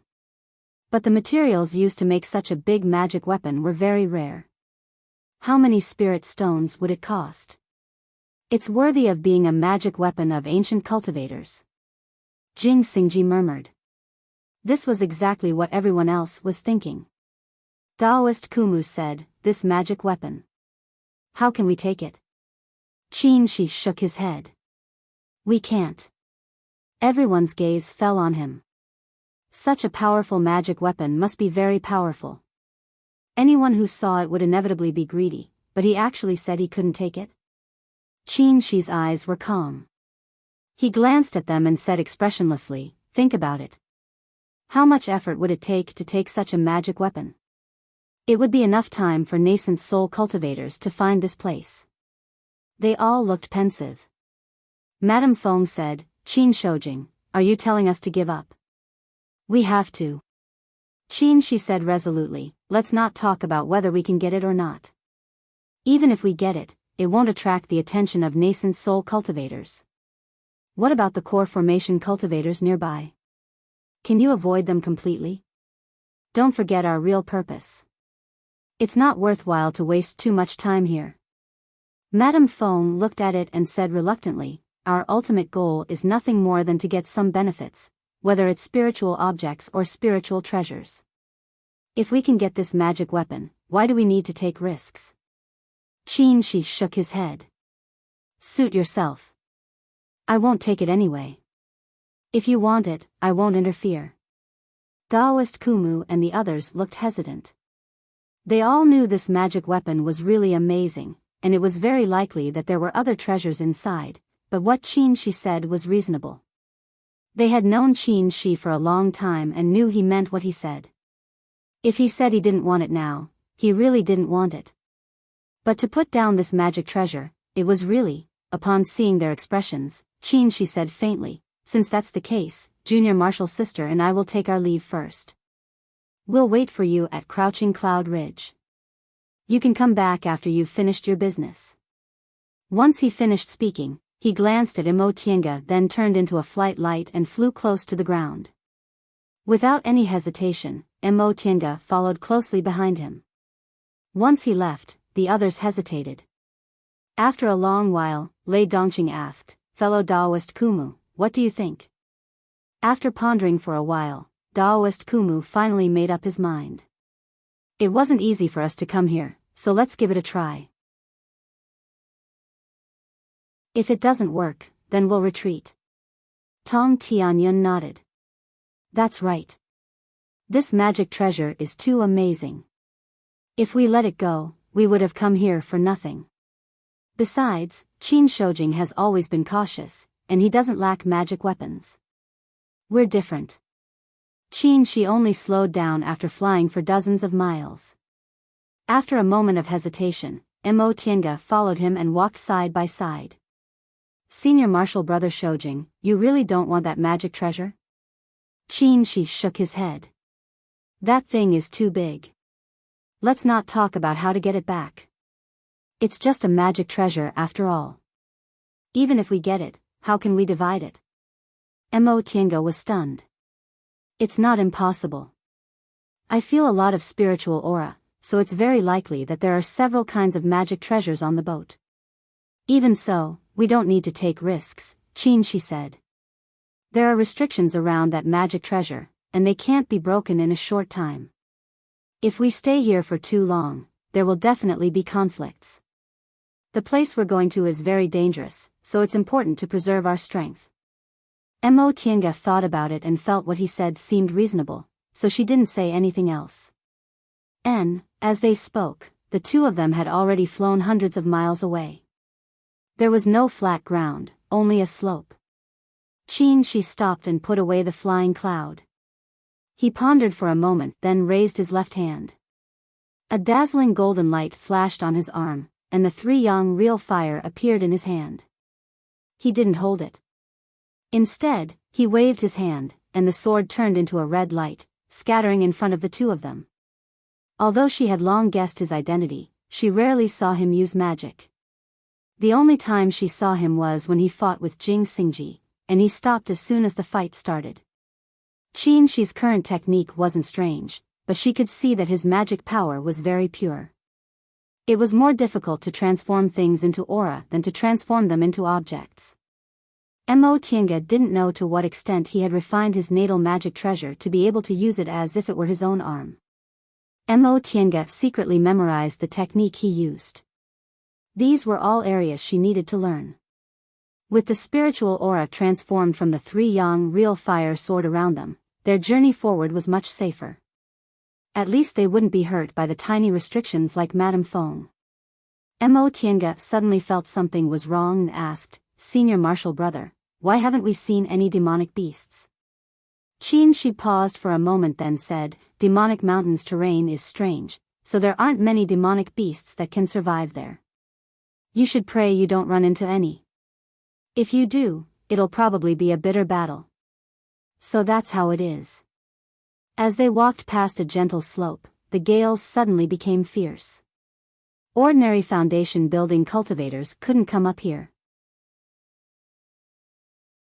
The two of them strengthened their protective spiritual auras before they continued forward.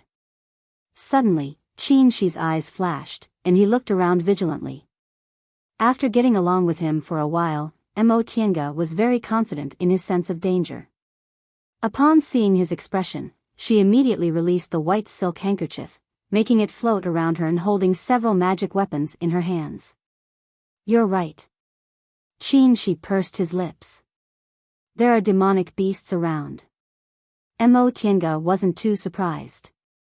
She used her divine sense to observe her surroundings. Sure enough, she found faint spiritual aura fluctuations approaching. Demonic beasts that could survive in such gales were obviously no small matter. Mo Tiange didn't dare to be careless and looked around vigilantly. The spiritual aura fluctuations became stronger. Qin Shi raised his arm, and the red light converged, condensing into the three-yang real fire sword again, floating around him. Then he brandished the sword aura. Woo-woo. A beast's roar came from the wind. Sensing the approaching spiritual aura fluctuations, Mo Tiange turned around and was shocked. This demonic beast had 4 feet on the ground, and its whole body was gray. Its eyes were like a wolf's, but it also had a leopard's body. Its teeth were shining with white light, and its claws were sharp. What was especially surprising was that it had a pair of tiny wings on its back. They were so tiny that she felt it couldn't fly at all. This is a Fengxing beast. Qin Shi stood in front of her. The 3-yang real fire sword had flown back, and there was a Fengxing beast's corpse lying not far away. Mo Tiange turned around and stood guard behind him. It wouldn't be scary if there was only one Fengxing beast, but they were now surrounded by a group of Fengxing beasts. The highest cultivation level of these Fengxing beasts was in the 6th rank, while the lowest was only in the 3rd or 4th rank. There were more than a dozen of them, and they were completely surrounded. In a fight, they probably wouldn't have time to defend themselves. With that thought in mind, Mo Tiange waved the white silk handkerchief, which turned into a cloud of mist and firmly protected her body. Use metal and fire magic weapons. Qin Shi said. The 3-yang real fire sword attacked again, splashing a red light and attacking the Fengxing beasts in front of them. Mo Tiange raised her hand, and a flying sword magic weapon appeared in her hand. She didn't have many magic weapons, but this flying sword was a metal attack magic weapon. Although it wasn't her forte, it was the most suitable magic weapon for now.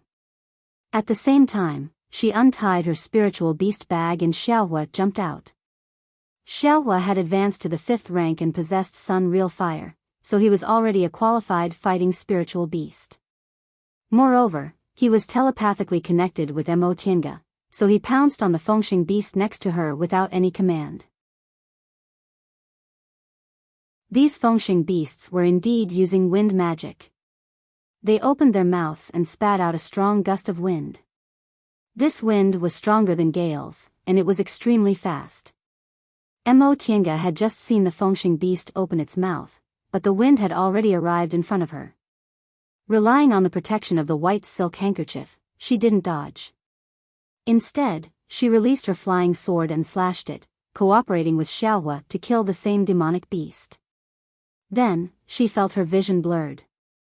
This Fengxing beast's wind magic was unexpectedly so powerful. Qin Shi glanced at her but didn't say anything. It was unrealistic for her to dodge.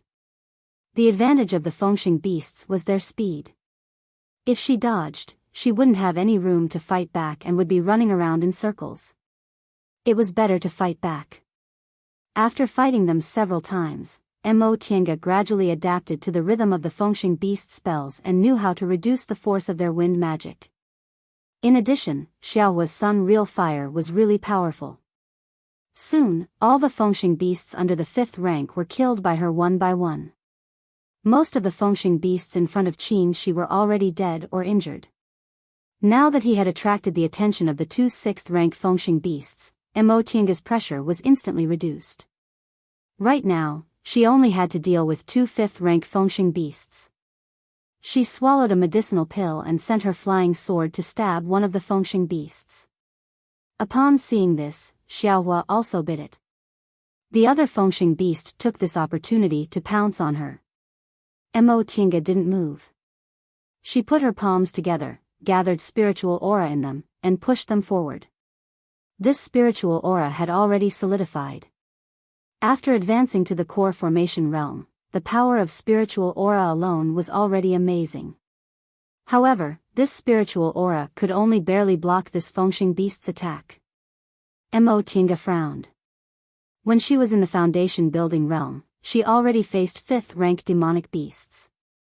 After she advanced to the core formation realm, ordinary 5th rank demonic beasts were no match for her, but killing these Fengxing beasts was so difficult. Sure enough, on Demonic Mountain, ordinary demonic beasts were also not ordinary. Fortunately, she had Xiaohua. Xiaohua was also in the 5th rank, and its fire magic was extremely destructive. Even so, it still took a lot of effort to kill these 2 5th rank Fengxing beasts. Seeing that the last Fengxing beast fell to Xiaohua's Sun Real Fire, Mo Tiange heaved a sigh of relief, put away her sword and wiped the sweat on her forehead. This was just a warm-up fight, but she already spent so much effort. It wasn't a lie to say that Demonic Mountain was a dangerous place. Qin Shi had already killed the two 6th-rank Fengxing beasts. Seeing that she had recovered, he said, "Continue." He seemed to be completely emotionless, but Mo Tiange didn't feel anything. This fight made her realize that she had to be strong in this place. Otherwise, she'd become a burden, and this was something she was most unwilling to do. Therefore, she didn't say anything. She put Xiaohua back into her spiritual beast bag and followed him.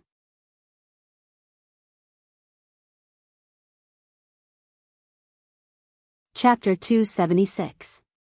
Qin Shi was familiar with the terrain, so he arrived at his destination in half a day. This is Crouching Cloud Ridge. Let's wait for a while. Mo Tiange glanced at the scenery in front of her. She was surrounded by large and small stones, and almost no grass grew. However, there was a dense red leaf forest in the west. From a distance, it looked like a sunset. No wonder it was called Crouching Cloud Ridge. Qin Shi found a place to sit down and silently looked at the 3 young real fire sword on his knees. No one knew what he was thinking. Mo Tiange found a flat stone not far from him and sat down. She looked at the red leaf forest and asked, "Senior Marshal Brother Shoujing, is there any danger in that forest?" Qin Shi looked up and said, "It's a kind of flying insect called red leaf ant. It's extremely poisonous. When they gather together, they're like trees. People who don't know what's going on can easily fall into their trap." "I see. In that case, Madame Feng must be in their group to deal with these red leaf ants." Seeing Qin Shi put away the 3 yang real fire sword and meditated with his eyes closed, Mo Tiange also sat cross-legged to adjust her breath. After killing the Fengxing beast and collecting its carcass, Mo Tiange was already tired. Now that she had used up most of her spiritual aura, she could take this opportunity to recover her spiritual aura. They waited for another half a day. Just as Mo Tiange finished recovering her spiritual aura, Qin Shi suddenly opened his eyes, looked at the road they came from, and said, "They're here." Mo Tiange also opened her eyes and looked in the direction he was looking at. There was no one in sight, but she could feel the breath of other cultivators at the edge of her divine sense. Sure enough, before long, a group of black spots appeared in the distance and flew towards them. Mo Tiange raised her eyebrows and looked at Qin Shi with surprise. She underestimated him too much. He was in the peak stage of the core formation realm, so he was much stronger than her. Even if she practiced the soul refining art, she still couldn't catch up with him. She turned to look at the road and was stunned. These people seemed to be injured, and their flying posture was a bit unstable. Not long after, when they flew closer, they saw that there were indeed bloodstains on their bodies. Fellow Daoist Shoujing, fellow Daoist Qingwei. When they finally arrived, Daoist Kumu was relieved. Qin Shi frowned. "Fellow Daoists, what's going on?" The one who answered was Tong Tianyun. He seemed to be moving normally, with only minor injuries. Sigh. "We were about to break the restriction to get the treasure when another group of cultivators came and fought with them. That's not a big deal. We're stronger than these people, but when we were fighting and both sides were injured, 2 nascent soul cultivators came, so." Since there was a nascent soul cultivator interfering, the core formation cultivators naturally had to obediently back off. Mo Tiange couldn't help but glance at Qin Shi. Was it a coincidence, or did he notice something? Aside from Tong Tianyun, Jing Xingji was the one with the least injuries. After all, he was a sword cultivator, and fights of magical powers were his forte. He said, "Those 2 nascent soul cultivators didn't have it easy either. There was a group of strange flying insects hidden in that ship. As soon as we left, we saw them trigger the restriction and attract the flying insects to attack. Even if they obtained the magic treasure, they would definitely be injured." Tai of Shi Mo and Mo Mo's Mo, go surprised. Day. By of. It turned out the spiritual aura she sensed was actually a group of flying insects. At this moment, Madame Feng was already sitting cross-legged with her eyes closed, meditating to heal her injuries. Without opening her eyes, she only sneered and said, "That flying insect is a type of extremely poisonous ancient flying insect. In my opinion, those two aren't just injured, they're seriously injured." Poisonous insects were the majority. Madame Fong specialized in poisons, so she naturally knew insects like the back of her hand. Hearing this, Taoist Kumu revealed a smile. "In that case, it's a blessing in disguise. Yes. With our strength, I'm afraid we can't escape unscathed from dealing with so many flying insects." Hearing her words, the group of people who were originally indignant felt relieved and sat down to heal their injuries. Mo Tiange had a bad feeling. When they entered Demonic Mountain one day, all of them were full of spiritual aura, but after one day, 5 of them were injured. Tong Tianyun and Jing Xingji seemed to only have minor injuries, but the others' injuries couldn't be healed in a short time. Their strength had already been reduced. She glanced at Qin Shi and found that he was very calm. Just as she was wondering what he was thinking, she heard his private message, "Get ready.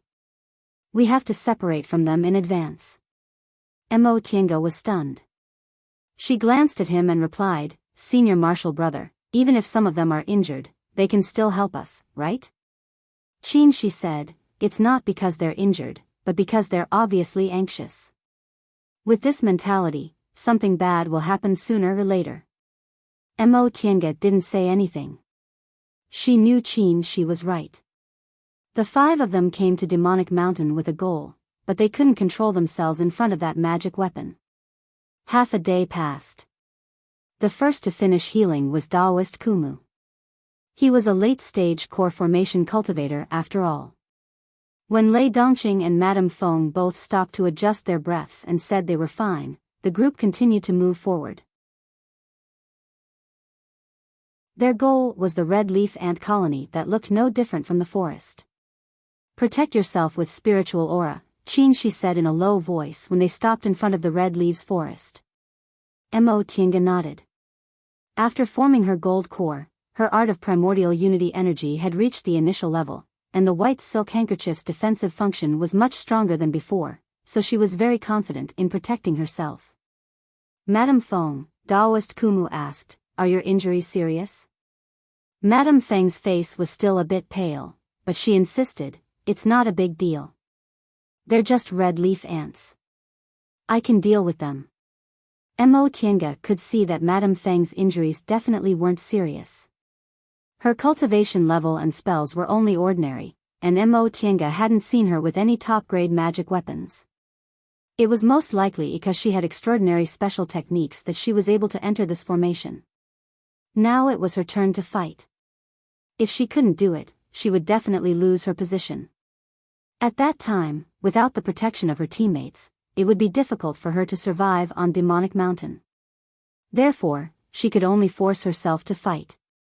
How could the others not know? But they wouldn't say much. They were all sensible people, and it was good that Madame Fong was sensible. Taoist Kumu nodded and said to the others, "That being the case, let's go in." This was the first time the 7 of them fought an enemy together, so Mo Tiange was calm. She wanted to see what the others were capable of. They walked into the red leaf forest step by step.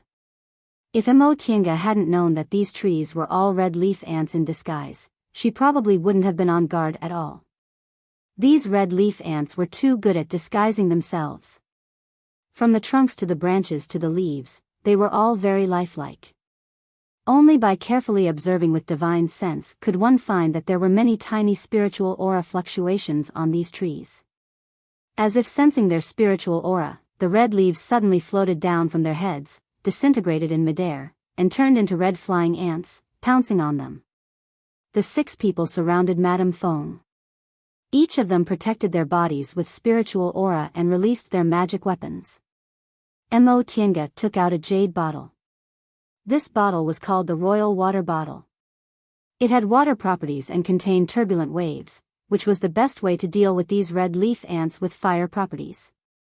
Then she released Xiaohua. In a weak situation, spiritual beasts were the best companions. Seeing Xiaohua, Taoist Kumu glanced at it and looked a little surprised. 5th-rank spiritual beasts were rare, especially when their master was a cultivator in the early stage of the core formation realm. Spiritual beasts rarely had medicinal pills to eat, so it was often harder for them to advance in realms than cultivators. Generally, only cultivators like them who had been in the core formation realm for a long time could have spiritual beasts above the 5th rank. Soon, the red leaf ants pounced on them. They had no time to think about other things and focused on fighting the enemies. Mo Tienga waved the white silk handkerchief, which turned into a mist and enveloped her body. Then she raised the royal water bottle into the air and poured down a column of water. Insects weren't classified as spiritual beasts.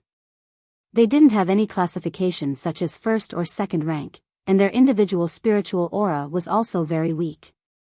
Their strength was determined by the strength of their body and the strength of their toxicity. For example, these red leaf ants were good at camouflage, had hard shells, and were highly toxic. One wasn't a big deal, but there were so many of them. If there was an oversight, it would cause a lot of trouble. Therefore, they, a group of core formation cultivators, didn't dare to relax in the face of these red leaf ants with weak spiritual aura but extremely toxic and hard shells. Qin Shi's 3-yang real fire sword rose into the air and spread a red light. Wherever it went, the red leaf ants fell one after another and were all scorched black. Jing Xingji wasn't weak either. Although he used a sword like Qin Shi, his technique was completely different. The body of the sword was silvery white like snow, and the piercingly cold sword aura spread out, forming a silvery white light curtain in front of him. Lei Dongqing was still using his wine jar. Mo Tienga didn't know what kind of magic weapon this wine jar was, but she had miraculously seen it release spells of any of the 5 elements. Logically speaking, only those who had spiritual roots of a certain element could use spells of a certain element. Lei Dongqing naturally couldn't have 5 spiritual roots, so this magic weapon must be very special. Daoist Kumu and Tong Tianyun used another method. Tong Tianyun used some unknown spell with his bare hands, but as soon as these red leaf ants got close, they would fall. Daoist Kumu just muttered something and released the red-crowned crane he was riding to fight the enemies. The red leaf ants were small and weak, but there were so many of them that the 6 core formation cultivators couldn't kill them all in a short time. Instead, they had to carefully use their spiritual aura to protect themselves, lest they got bitten by accident. As more and more red leaf ants rushed into the sky, the pressure became greater and greater.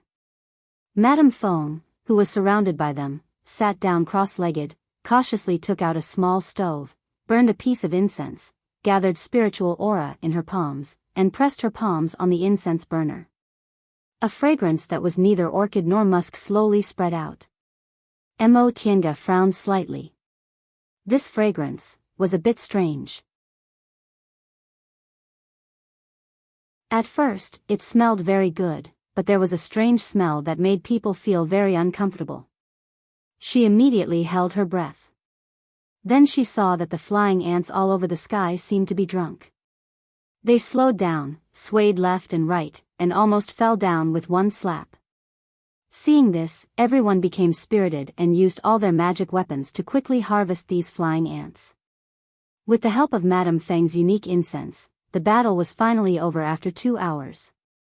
Most of the red leaf forest had disappeared, and the remaining red leaf ants were scattered and no longer posed a threat. Madame Feng also put away the incense burner. The 7 of them fought and retreated, passing through the red leaf ant forest. You're tuning into the Romantic Tales YouTube channel. Don't forget to subscribe and join us on this journey to catch the most captivating stories.